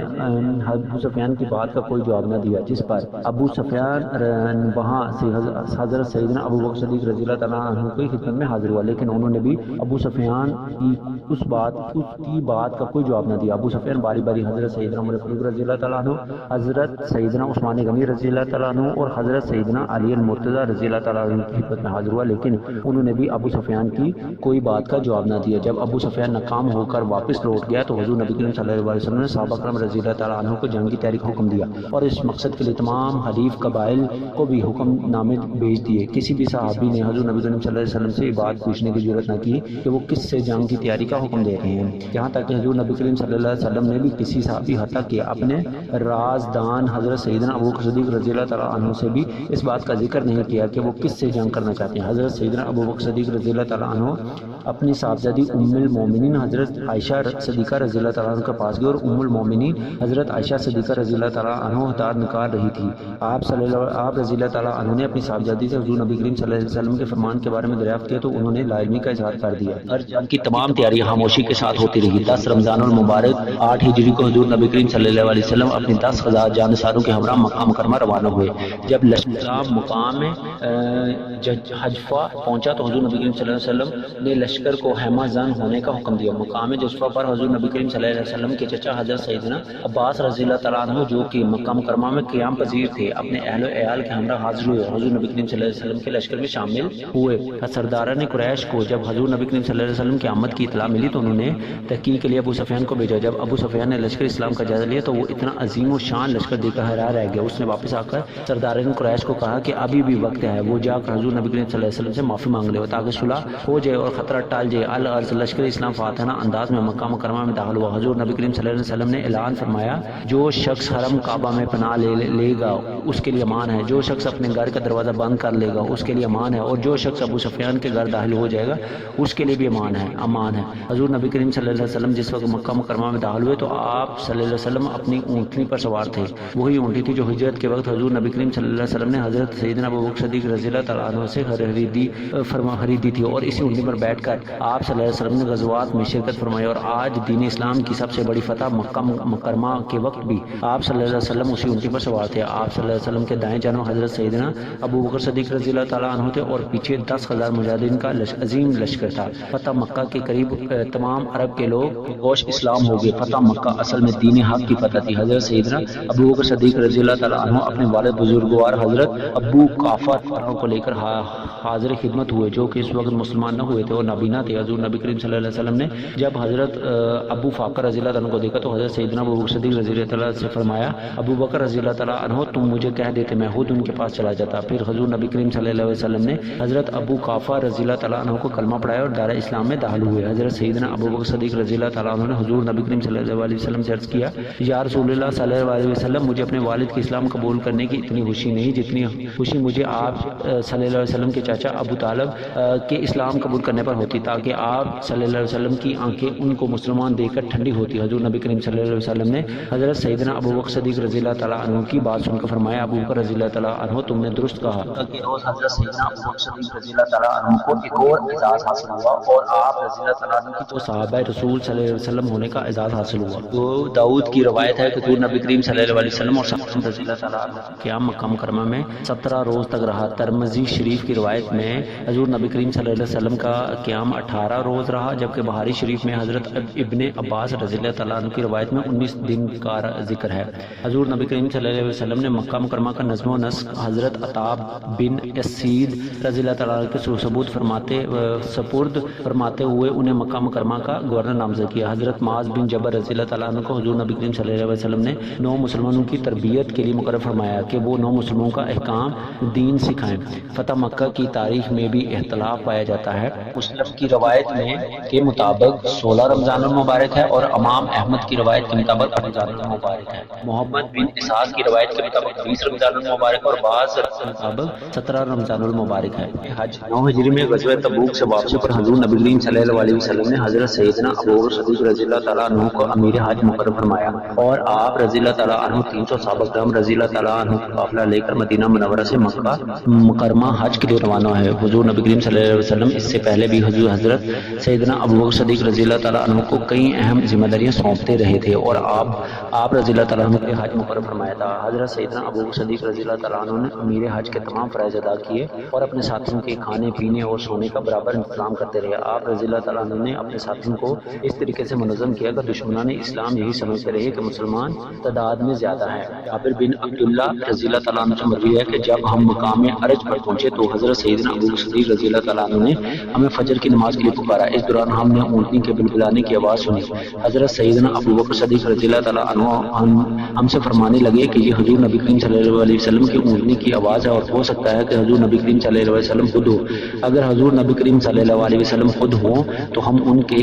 اقدام میں نماز ادا کریں گے۔ اسی دوران حضرت سیدنا علی المرتضی رضی اللہ تعالیٰ عنہ آئے۔ حضرت سیدنا ابو بکر صدیق رضی اللہ تعالیٰ عنہ نے حضرت سیدنا علی المرتضی رضی اللہ تعالیٰ عنہ سے پوچھا اے علی رضی اللہ تعالیٰ عنہ کیسے آنا ہوا، کیا قاصد بن کے آئے ہو یا قائد بن کر؟ حضرت سیدنا علی المرتضی رضی اللہ تعالیٰ عنہ نے عرض کیا میں قائد نہیں قاصد بن کر آیا ہوں۔ حضور نبی کریم صلی اللہ علیہ وسلم نے مجھے سورہ توبہ دے کر بھیجا ہے کہ میں یہ حج کے دن لوگوں کو سناؤں۔ چنانچہ ہم مکہ مکرمہ پہنچے اور بیت اللہ شریف کا طواف کر کے فارغ ہوئے تو حضرت سیدنا ابو بکر صدیق رضی اللہ تعالیٰ عنہ نے ہمیں مناسک حج کی تعلیم دی۔ اس کے بعد حضرت سیدنا علی المرتضی رضی اللہ تعالیٰ عنہ نے سورہ توبہ کی تلاوت فرمائی اور اعلان کیا کہ اب کوئی بھی مشرک خانہ کعبہ میں داخل نہ ہوگا، کوئی شخص برہنہ خانہ کعبہ کا طواف نہ کرے گا۔ پھر جب عرفہ کے دن حضرت سیدنا ابو بکر صدیق رضی اللہ تعالیٰ عنہ نے حج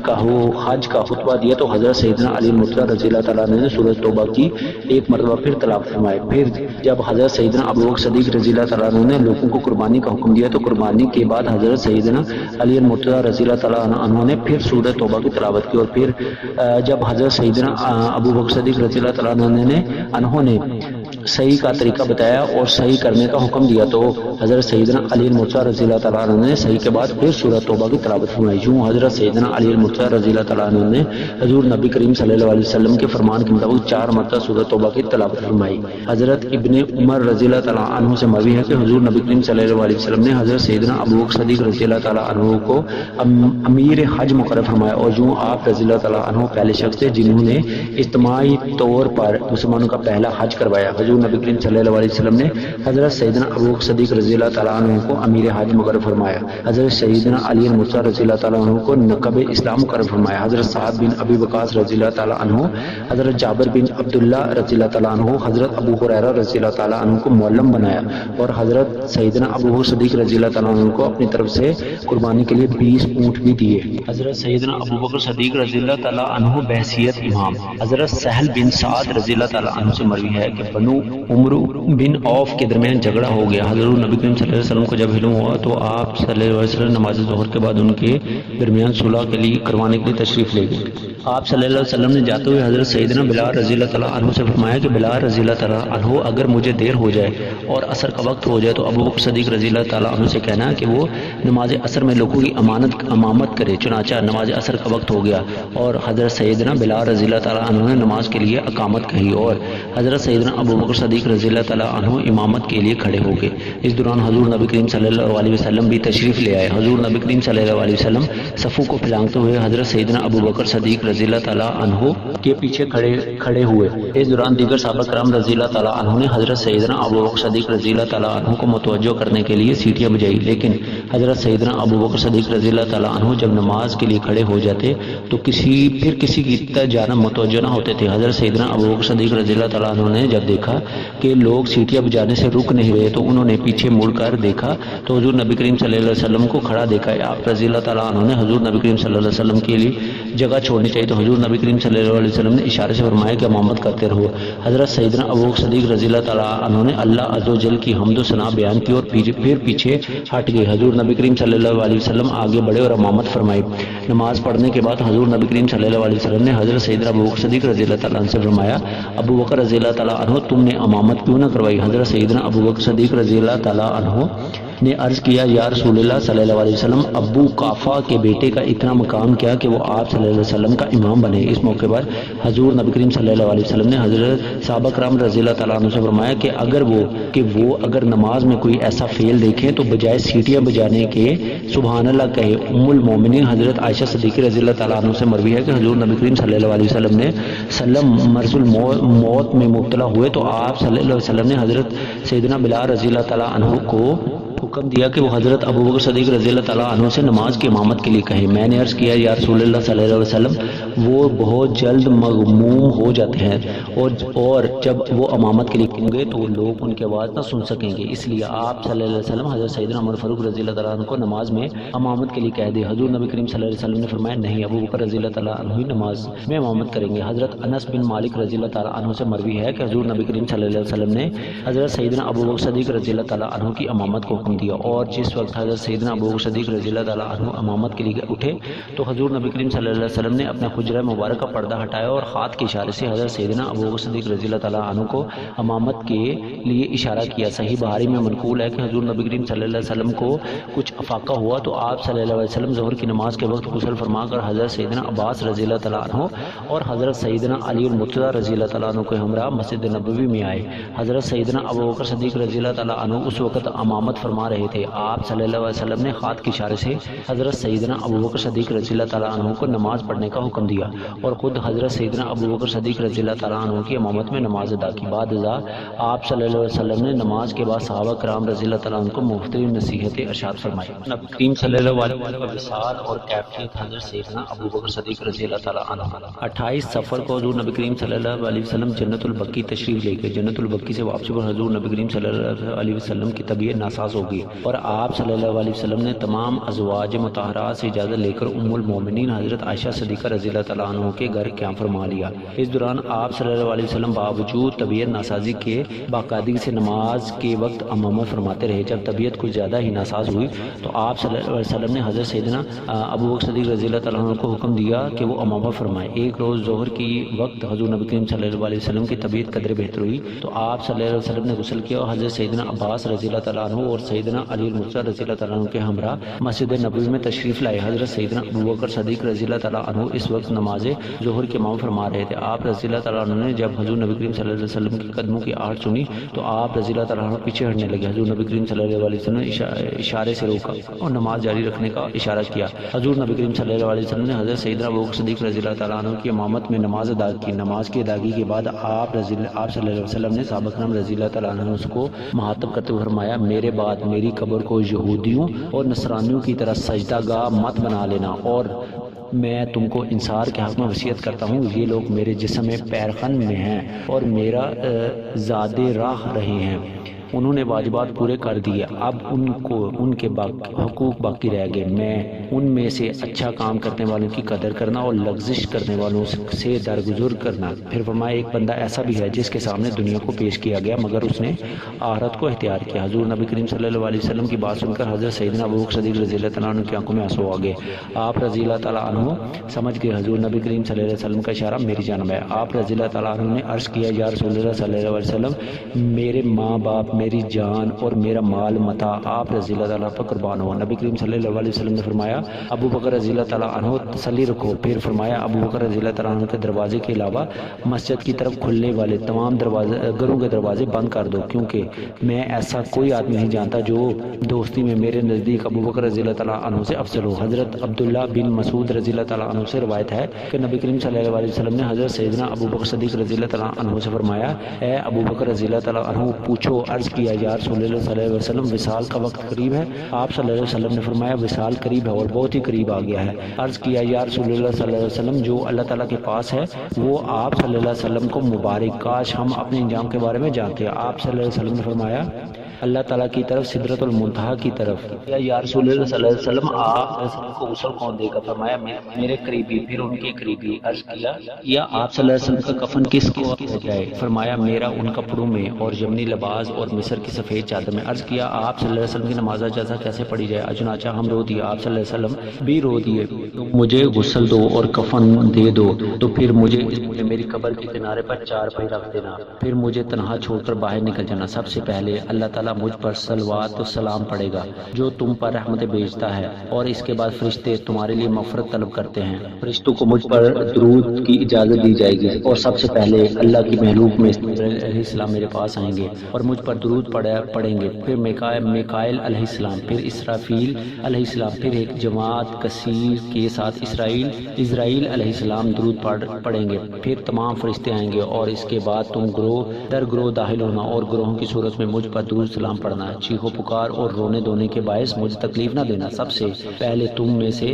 امام ہی آغاز کرے، پھر میرے اہل بیت قریب شروع کرے، پھر عورتوں کا گروہ، پھر بچوں کا گروہ، وہ آئے مجھ پر درود پڑھتے۔ حضرت ابوبکر صدیق رضی اللہ تعالیٰ عنہ نے عرض کیا آپ صلی اللہ علیہ وسلم کو قبر اطہار میں کون اتارے گا؟ ارشاد فرمایا میرے سب سے قریبی گھر والے میں، پھر ان سے قریبی اور فرشتوں کی ایک بہت بڑی جماعت ان کے ساتھ ہوگی، تم انہیں نہیں دیکھ سکو گے لیکن وہ تمہیں دیکھیں گے۔ اب کھڑے ہو جاؤ اور میرے بعد آنے والوں تک اسے پہنچا دو۔ المومنین حضرت صدیقہ رضی اللہ تعالیٰ فرماتی ہے جب نبی کریم صلی اللہ علیہ وسلم کا وصال ہوا تو لوگ ہجوم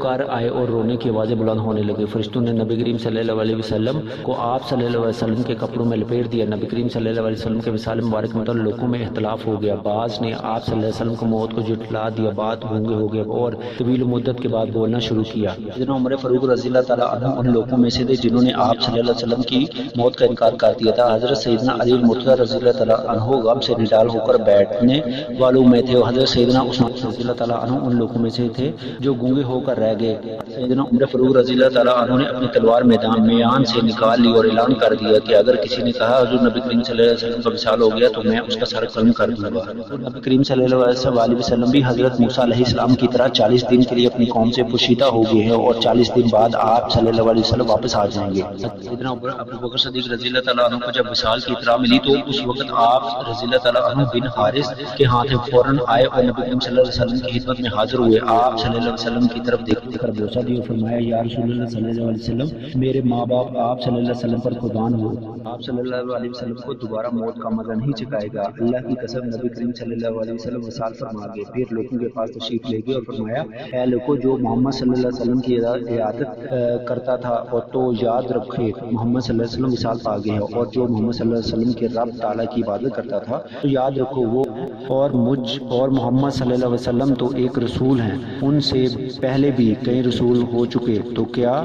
اگر وہ وصال فرما جائیں یا شہید ہو جائیں تو تم الٹا الٹے پاؤں پھر جاؤ گے؟ حضرت عبداللہ بن عباس رضی اللہ تعالیٰ عنہ فرماتے ہیں کہ حضرت سیدنا ابو بکر صدیق رضی اللہ تعالیٰ عنہ نے یہ آیت مبارکہ تلاوت فرمائی تو معلوم ہوتا تھا کہ ہم میں سے کوئی پہلے اس آیت کو جانتا نہ تھا۔ حضرت سیدنا عمر فاروق رضی اللہ تعالیٰ عنہ سے مروی ہے کہ جب میں نے حضرت سیدنا ابو بکر صدیق رضی اللہ عنہ کے منہ سے یہ آیت سنی تو مجھے یقین ہوا کہ واقعی حضور نبی کریم صلی اللہ علیہ وسلم کا وصال ہو گیا ہے۔ نبی کریم صلی اللہ علیہ وسلم کے وصال کے وقت تمام صحابہ کرام رضی اللہ تعالیٰ عنہ شدید غم سے متاثر تھے، پر حضرت سیدنا ابو بکر صدیق رضی اللہ تعالیٰ عنہ نے جس بلند ہمتی کا مظاہرہ کیا اور تمام صحابہ کرام رضی اللہ تعالیٰ عنہ کے سامنے اللہ عز و جل کا فرمان سنایا، اور اس بات کی قوی دلیل تھا کہ آپ رضی اللہ تعالیٰ عنہ سے زیادہ عالم، بلند ہمت اور مضبوط شخص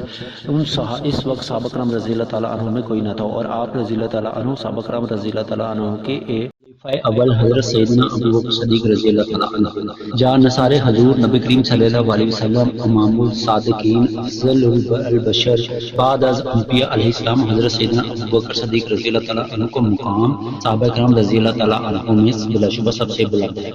آپ رضی اللہ تعالیٰ عنہ نے دین اسلام کی سربلندی کی خاطر بے شمار قربانیاں دی۔ آپ تعالیٰ عنہ کو حضور نبی کریم صلی اللہ علیہ وسلم کے رازدان ہونے کا بھی شرف حاصل ہے۔ حضور نبی کریم صلی اللہ علیہ وسلم نے اپنی زندگی میں ہی آپ رضی اللہ تعالیٰ عنہ کو امامت کا حکم دیا تھا، اور بے وقت وصال یہ بھی فرمایا تھا کہ اگر میں اللہ عز و جل کے سوا کسی کو دوست رکھتا ہوں تو یقیناً ابو بکر رضی اللہ تعالیٰ عنہ ہی ہوتا۔ چنانچہ آپ صلی اللہ علیہ وسلم کے وصال کے بعد جب جانشینی کا مسئلہ پیدا ہوا تو امت کو متحد رکھا جا سکے تو تمام صحابہ کرام رضی اللہ تعالیٰ عنہ نے آپ رضی اللہ تعالیٰ عنہ کے دست حق پر بیعت کر لیا، اور آپ رضی اللہ تعالیٰ عنہ پہلے خلیفہ منتخب ہوئے۔ حضرت سیدنا ابو بکر صدیق رضی اللہ تعالیٰ عنہ کے دست حق پر بیعت سب سے پہلے حضرت سیدنا عمر فاروق رضی اللہ تعالیٰ عنہ نے کی، اور بیعت کرتے ہوئے فرمایا بلا شبہ آپ رضی اللہ تعالیٰ عنہ ہم میں سب سے بہتر ہے اور حضور نبی کریم صلی اللہ علیہ وسلم کے سب سے قریب ہیں، اس لیے ہمیں آپ رضی اللہ تعالیٰ عنہ کی بیعت میں کسی بھی قسم کا کوئی اعتراض نہیں۔ حضرت سیدنا ابو بکر صدیق رضی اللہ تعالیٰ عنہ نے جس وقت خلافت کا منصب سنبھالا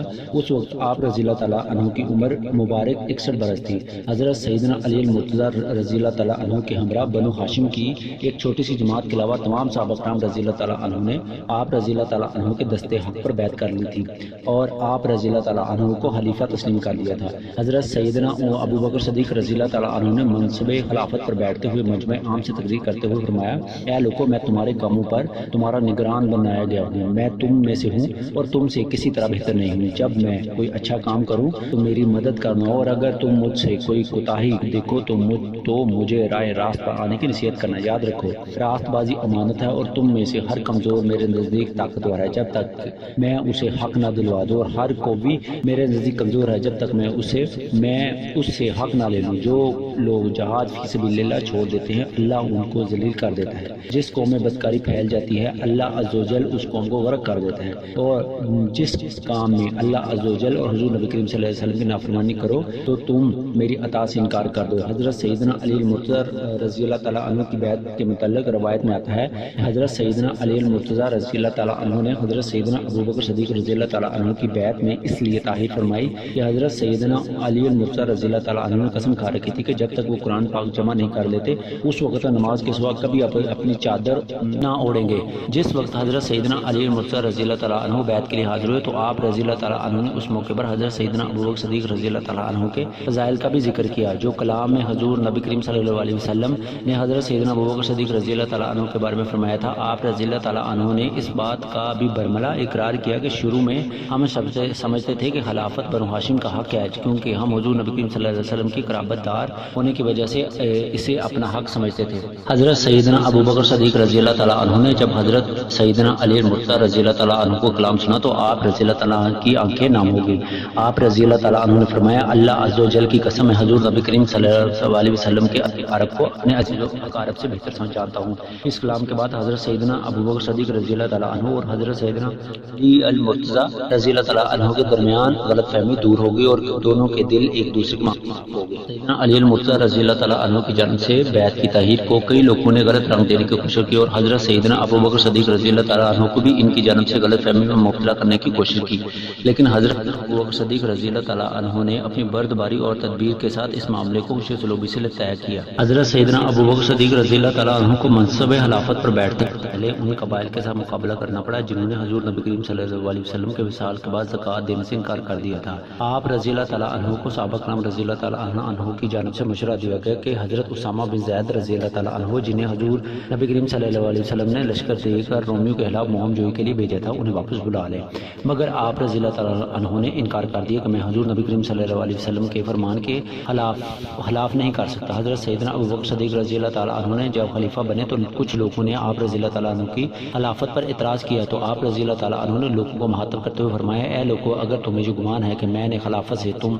سے اس لیے لی ہے کہ مجھے اس پر رغبت ہے یا مجھے تم پر کچھ فوقیت حاصل ہے، تو قسم ہے اس ذات کی جس کے قبضے میں میری جان ہے، میں نے خلافت کو خلافت کی طرف رغبت کرتے ہوئے یا تم پر یا کسی مسلمان پر ترجیح حاصل کرنے کے لیے نہیں لی، اور نہ مجھے کبھی بھی رات اور دن میں اس کا لالچ پیدا ہوا، اور نہ ہی میں نے چھپ کر اور نہ ہی علانیہ اللہ تعالیٰ سے اس کا سوال کیا، اور بے شک میں نے ایک ایسی بڑی بات کا کلات اپنی گردن میں ڈال لیا ہے جس کی مجھ میں طاقت نہیں۔ ہاں اگر اللہ عز و جل نے میری مدد فرمائی، میں اس بات کو پسند کرتا ہوں کہ یہ کسی اصحاب رسول صلی اللہ علیہ وسلم کے لیے ہو جائے، اور شرط پر کہ وہ اس سے انصاف کرے، بس میں یہ خلافت تم پر واپس کرتا ہوں، اور آج سے میں بھی تمہاری طرح ایک عام شخص ہوں۔ حضرت ابو الخجاف رضی اللہ تعالیٰ عنہ سے مروی ہے کہ حضرت سیدنا ابوبکر صدیق رضی اللہ تعالیٰ عنہ نے اپنی اس تقریر کے بعد اپنے گھر کا دروازہ بند کر لیا۔ آپ رضی اللہ تعالیٰ عنہ تین تک مسلسل اپنے گھر سے نکلتے اور یہ کہہ کر واپس چلے جاتے کہ میں نے تمہاری بیعت کو واپس کیا۔ اس دوران حضرت سیدنا علی مرتضیٰ رضی اللہ تعالیٰ عنہ کھڑے ہو جاتے اور فرماتے، بے شک اللہ اور اس کے رسول صلی اللہ علیہ وسلم نے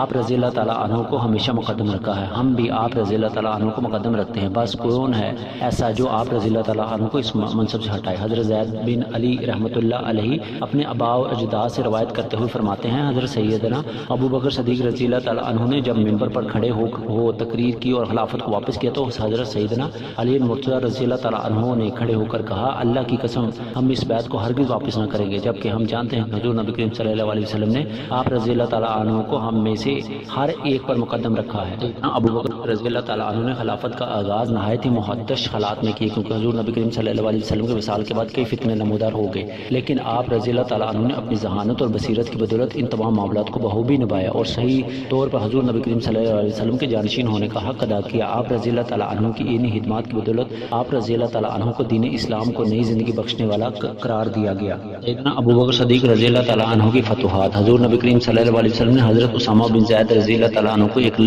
لشکر کا سربراہ بنا کر ملک شام کی طرف جانب روانہ کیا۔ حضرت اسامہ بن زید رضی اللہ تعالیٰ عنہ کو یہ لشکر ابھی ملک شام نہ پہنچا تھا کہ حضور نبی کریم صلی اللہ علیہ وسلم وصال اور حضرت سیدنا ابوبکر صدیق رضی اللہ تعالیٰ عنہ خلیفہ مقرر ہوئے۔ حضرت سیدنا ابوبکر صدیق رضی اللہ تعالیٰ عنہ کو صحابہ کرام رضی اللہ تعالیٰ عنہ کی جماعت نے مشورہ دیا کہ حضرت اسامہ بن زید رضی اللہ تعالیٰ عنہ کو شام کی مہم سے واپس بلا لے، مگر آپ رضی اللہ تعالیٰ عنہ نے یہ کہہ کر انکار کر دیا کہ جو لشکر حضور نبی کریم صلی اللہ علیہ وسلم کا تیار کرتا تھا میں اسے واپس نہیں بلا سکتا۔ چنانچہ حضرت سیدنا ابوبکر صدیق رضی اللہ تعالیٰ عنہ کے دور خلافت کی پہلی فتح ملک شام کی ہوئی، اور 40 دن بعد حضرت اسامہ بن زید رضی اللہ تعالیٰ عنہ بحیثیت فاتح مدینہ منورہ میں داخل ہوئے۔ حضرت سیدنا ابوبکر صدیق رضی اللہ تعالیٰ عنہ نے مدینہ منورہ کی حفاظت کے لیے حضرت سیدنا علی مرتضیٰ رضی اللہ تعالیٰ عنہ، حضرت طلحہ بن زبیر رضی اللہ تعالیٰ عنہ، حضرت زبیر بن علوم رضی اللہ تعالیٰ عنہ، حضرت عبداللہ بن مسعود رضی اللہ تعالیٰ عنہ کو مقرر کیا۔ اس کے علاوہ آپ رضی اللہ تعالیٰ عنہ نے تمام مسلمانوں کو حکم دیا کہ کسی بھی نازک صورتحال کے وقت تمام مسلمان مسجد نبی صلی اللہ علیہ وسلم میں جمع ہوں تاکہ متوقع خطرے کا ازالہ کیا جا سکے۔ حضرت سیدنا ابوبکر صدیق رضی اللہ تعالیٰ عنہ نے ایک لشکر ملک ایران روانہ کیا۔ حضور نبی کریم صلی اللہ علیہ وسلم نے اپنی حیات میں ہی ایران کے شہنشاہ خسرو پرویز کو دعوت اسلام دی، اور اس نے آپ صلی اللہ علیہ وسلم کے مکتوب کو پھاڑ دیا تھا اور پھر کچھ عرصے بعد اپنے بیٹے کے ہاتھوں مارا گیا تھا۔ حضرت سیدنا ابوبکر صدیق رضی اللہ تعالیٰ عنہ کے دور حکومت میں عراق کا علاقہ ایرانیوں کے زیر عزت تھا۔ عراق کے ایک عیسائی قبیلے کے سردار مسنا نے اپنے تمام قبیلے کے ہمراہ اسلام قبول کر لیا، اور اس نے حضرت سیدنا ابوبکر صدیق رضی اللہ تعالیٰ عنہ سے درخواست کی کہ وہ اسے ایران پر حملہ کرنے کی اجازت دے۔ حضرت سیدنا ابوبکر صدیق رضی اللہ تعالیٰ عنہ نے مسنا کو اجازت دے دی اور وہ اپنا لشکر لے کر ایران پر چڑھ گیا۔ حضرت سیدنا ابوبکر صدیق رضی اللہ تعالیٰ عنہ نے اس کی مدد کے لیے حضرت خالد بن ولید رضی اللہ تعالیٰ عنہ کو روانہ کیا، اور یوں ان دونوں لشکروں نے مل کر کئی علاقوں کو اپنے تابدار کر لیا۔ پھر حضرت خالد بن ولید رضی اللہ تعالیٰ عنہ نے عراق کے ایرانی نجات گورنر ہرمز کو خط لکھا جسے میں اسے دعوت اسلام دی گئی، اور اگر وہ اسلام قبول نہیں کرتا تو جزیہ ادا کرے، اور اگر جزیہ بھی ادا نہیں کرے گا تو جنگ کے لیے تیار ہو جائے۔ ہر مزنے نے وہ خط شہنشاہ ایران شیر کو بھیج دیا اور خود حضرت خالد بن ولید رضی اللہ تعالیٰ کے مقابلے کے لیے نکل گیا۔ اسلام کی یہ جنگ دجلہ کے مقام پر ہوئی اور ایرانیوں کے ساتھ کئی عیسائی قبائل بھی شامل ہوئے۔ حضرت خالد بن ولید رضی اللہ تعالیٰ عنہ نے اپنے لشکر سے نہایت جرأت اور بہادری کا مظاہرہ کیا اور اپنے سے کئی گنا بڑے لشکر کو شکست فاش کیا۔ ایرانیوں نے اپنی شکست تسلیم کر لی اور 1,90,000 درہم ادا کر کے صلح کا معاہدہ کر لیا۔ اس مہم کے بعد حضرت سیدنا ابو بکر صدیق رضی اللہ تعالیٰ عنہ نے حضرت خالد بن ولید رضی اللہ تعالیٰ عنہ کو ملک شام میں موجود رومیوں کی سرکوبی کے لیے بھیجا، جو حضرت اسامہ بن زید رضی اللہ تعالیٰ عنہ کی مہم کے بعد مدنی ہو گئے مگر پھر بھی سازشوں میں مشروف تھے۔ حضرت سیدنا ابو بکر صدیق رضی اللہ تعالیٰ عنہ نے ایک بہترین سپہ سالار کی طرح رومیوں کے خلاف موقع میں لشکر اسلام کو کئی حصوں میں تقسیم فرمایا اور ہر دستے کا بہترین سپہ سالار تعینات کیا۔ اس دوران حضرت خالد بن ولید رضی اللہ تعالیٰ عنہ نے اپنے لشکر کے ہمراہ حضرت سیدنا ابو بکر صدیق رضی اللہ تعالیٰ عنہ کے حکم پر بصرہ پر چڑھائی کر دی اور ان سے جزیہ ادا کرنے کی شرط پر صلح کر لی۔ اس دوران لشکر اسلام کا ایک اور دستہ حضرت عمرو بن العاص رضی اللہ تعالیٰ عنہ کی قدم فلسطین کی طرف روانہ ہو اور وہاں رومیوں سے اجناع دین کے مقام پر مقابلہ ہوا۔ اس دوران حضرت خالد بن ولید رضی اللہ تعالیٰ عنہ بھی پہنچ گئے اور جو گمسان کی لڑائی کے بعد لشکر اسلام کو فتح ہوئی۔ دمشق میں لشکر اسلام حضرت ابو عبیدہ بن الجراح رضی اللہ تعالیٰ عنہ کی سربراہی میں پر سرپکار تھا۔ حضرت خالد بن ولید رضی اللہ تعالیٰ عنہ نے اپنے لشکر کو لے کر حضرت ابو عبیدہ بن الجراح رضی اللہ تعالیٰ عنہ کی مدد کو پہنچ گئے اور دمشق کا محاصرہ کر لیا۔ اس دوران حضرت سیدنا ابو بکر صدیق رضی اللہ تعالیٰ عنہ وصال فرما گئے اور دمشق کی فتح حضرت سیدنا عمر فاروق رضی اللہ تعالیٰ عنہ کے دور خلافت میں ہوئی۔ سیدنا ابو بکر صدیق رضی اللہ تعالیٰ عنہ نے اپنے مختصر دور خلافت میں بہت سے کارنامے بیان کیے۔ مرتدین کا قلعہ کما کرنا، منکرین زکوٰۃ سے زکوٰۃ کی وصولی، نبوت کے جھوٹے دعویداروں کا خاتمہ اور ایران، عراق، ملک شام جیسے بڑے ملکوں سے جزیہ وصول کیا اور وہاں موجود کئی قبائل دائرہ اسلام میں داخل ہوئے۔ حضرت سیدنا ابو بکر صدیق رضی اللہ تعالیٰ عنہ نے جو کہ حضور نبی کریم صلی اللہ علیہ وسلم کے ہمراہ تمام غزوات میں حصہ لیا تھا، اس لیے انہیں حضور نبی کریم صلی اللہ علیہ وسلم کے بہترین جنگی حکمت عملی کا اندازہ تھا اور یہی وجہ تھی کہ جب آپ رضی اللہ تعالیٰ عنہ نے اپنی سربراہی میں لشکر اسلام کو مختلف مہمات پر بھیجا تو وہی حضور نبی کریم صلی اللہ علیہ وسلم والی جنگی حکمت عملی بنائی اور یہی وجہ تھی کہ آپ رضی اللہ تعالیٰ عنہ اس مختصر دور خلافت میں مسلمانوں کو بے شمار فتوحات نصیب ہوئی۔ سیدنا ابو بکر صدیق رضی اللہ تعالیٰ عنہ کا وصال۔ حضرت سیدنا ابو بکر صدیق رضی اللہ تعالیٰ عنہ کا وصال 21 جمادی الثانی 13 ہجری میں ہوا۔ آپ رضی اللہ تعالیٰ عنہ نے اپنی بیماری کے دنوں میں حضرت سیدنا عمر فاروق رضی اللہ تعالیٰ عنہ کا نام بطور خلیفہ پیش کیا۔ کچھ صحابہ کرام نے اعتراض کیا کہ وہ سخت مزاج ہے۔ آپ رضی اللہ عنہ نے فرمایا کہ جب ان پر خلافت کا بوجھ آن پڑے گا تو وہ خود بہت نرم ہو جائیں گے اور میرے بعد ان سے بہتر جانشین کوئی نہیں ہے۔ آپ رضی اللہ تعالیٰ عنہ نے وصال سے پہلے اپنے کفن، دفن، غسل اور جنازے کے بارے میں بھی وصیتیں فرمائی۔ وہ وقت وصال حضرت سیدنا ابو بکر صدیق رضی اللہ تعالیٰ عنہ کی عمر مبارک 63 برس تھی۔ آپ رضی اللہ تعالیٰ عنہ کو حضور نبی کریم صلی اللہ علیہ وسلم کے پہلو میں سپرد حق کیا گیا۔ حضرت سیدنا ابو بکر صدیق رضی اللہ تعالیٰ عنہ کے مرض الموت کی ابتدا 7 جمادی الثانی کو ہوئی۔ اس روز سمار کا دن تھا۔ آپ رضی اللہ تعالیٰ عنہ نہائے تو آپ رضی اللہ تعالیٰ عنہ کو بہار ہو گیا جو 15 دن تک رہا۔ اس دوران حضرت سیدنا عمر فاروق رضی اللہ تعالیٰ عنہ آپ رضی اللہ تعالیٰ عنہ کے حکم پر امامت فرماتے رہے۔ ہر 21 جمادی الثانی 13 ہجری کو آپ رضی اللہ تعالیٰ عنہ اس جہان فانی سے کوچ فرما گئے۔ حضرت ابن عمر رضی اللہ تعالیٰ عنہ سے مروی ہے کہ حضرت سیدنا عمر فاروق رضی اللہ تعالیٰ عنہ کی موت کا سبب یہ تھا کہ آپ رضی اللہ تعالیٰ عنہ ہم وقت حضور نبی کریم صلی اللہ علیہ وسلم کی جدائی میں گریہ کرتے رہتے تھے، جس کی وجہ سے آپ رضی اللہ تعالیٰ عنہ کی صحت دن بدن خراب ہوتی چلی گئی۔ آپ رضی اللہ تعالیٰ عنہ کی بیماری کے دوران حضرت سیدنا عثمان غنی رضی اللہ تعالیٰ عنہ نے سب سے زیادہ تیمارداری کی اور باقی تمام لوگوں سے زیادہ آپ رضی اللہ تعالیٰ عنہ کی خدمت میں رہے۔ وہ وقت وصال آپ رضی اللہ تعالیٰ عنہ کو کیا حضرت عثمان غنی رضی اللہ تعالیٰ عنہ کے مکان کے سامنے والے مکان میں تھا جو حضور نبی کریم صلی اللہ علیہ وسلم نے آپ رضی اللہ تعالیٰ عنہ کے لیے وقف فرمایا تھا۔ حضرت امام حسن بصرہ رحمۃ اللہ علیہ سے مروی ہے کہ حضرت سیدنا ابو بکر صدیق رضی اللہ تعالیٰ عنہ جب بہت بیمار ہو گئے تو آپ رضی اللہ تعالیٰ عنہ نے ارشاد فرمایا کہ میں اختیار دیتا ہوں کہ تم اپنے لیے خلیفہ چن لو۔ لوگوں نے کہا ہمیں اللہ اور اس کے رسول صلی اللہ علیہ وسلم کے خلیفہ کی رائے میں کوئی اعتراض نہیں۔ حضرت سیدنا ابو بکر صدیق رضی اللہ تعالیٰ عنہ نے قدر خاموش رہنے کے بعد فرمایا کہ میرے نزدیک عمر بن خطاب رضی اللہ تعالیٰ عنہ سے بہتر کوئی نہیں۔ پھر آپ رضی اللہ تعالیٰ عنہ نے حضرت عبد الرحمن بن عوف رضی اللہ تعالیٰ عنہ سے حضرت سیدنا عمر فاروق رضی اللہ تعالیٰ عنہ کے بارے میں دریافت کیا تو حضرت عبد الرحمن بن عوف رضی اللہ تعالیٰ عنہ نے عرض کیا کہ آپ رضی اللہ تعالیٰ عنہ مجھ سے بہتر عمر رضی اللہ تعالیٰ عنہ کو جانتے ہیں۔ حضرت سیدنا ابو بکر صدیق رضی اللہ تعالیٰ عنہ نے حضرت عثمان غنی رضی اللہ تعالیٰ عنہ سے حضرت سیدنا عمر فاروق رضی اللہ تعالیٰ عنہ کے بارے میں دریافت کیا تو حضرت سیدنا عثمان غنی رضی اللہ تعالیٰ عنہ نے عرض کیا کہ جتنی میری معلومات ہے عمر رضی اللہ تعالیٰ کا باطن اس سے ظاہر سے زیادہ بہتر ہے اور ہم میں اس وقت ان جیسا کوئی نہیں۔ اس کے بعد حضرت سیدنا ابو بکر صدیق رضی اللہ تعالیٰ عنہ نے دیگر احباب سے مشورہ کیا اور حضرت سیدنا عمر فاروق رضی اللہ تعالیٰ عنہ کو خلافت کے لیے نامزد کر دیا، اور حضرت عثمان غنی رضی اللہ تعالیٰ عنہ کو حکم دیا کہ وہ تحریر کروا کر رضی اللہ تعالیٰ عنہ بن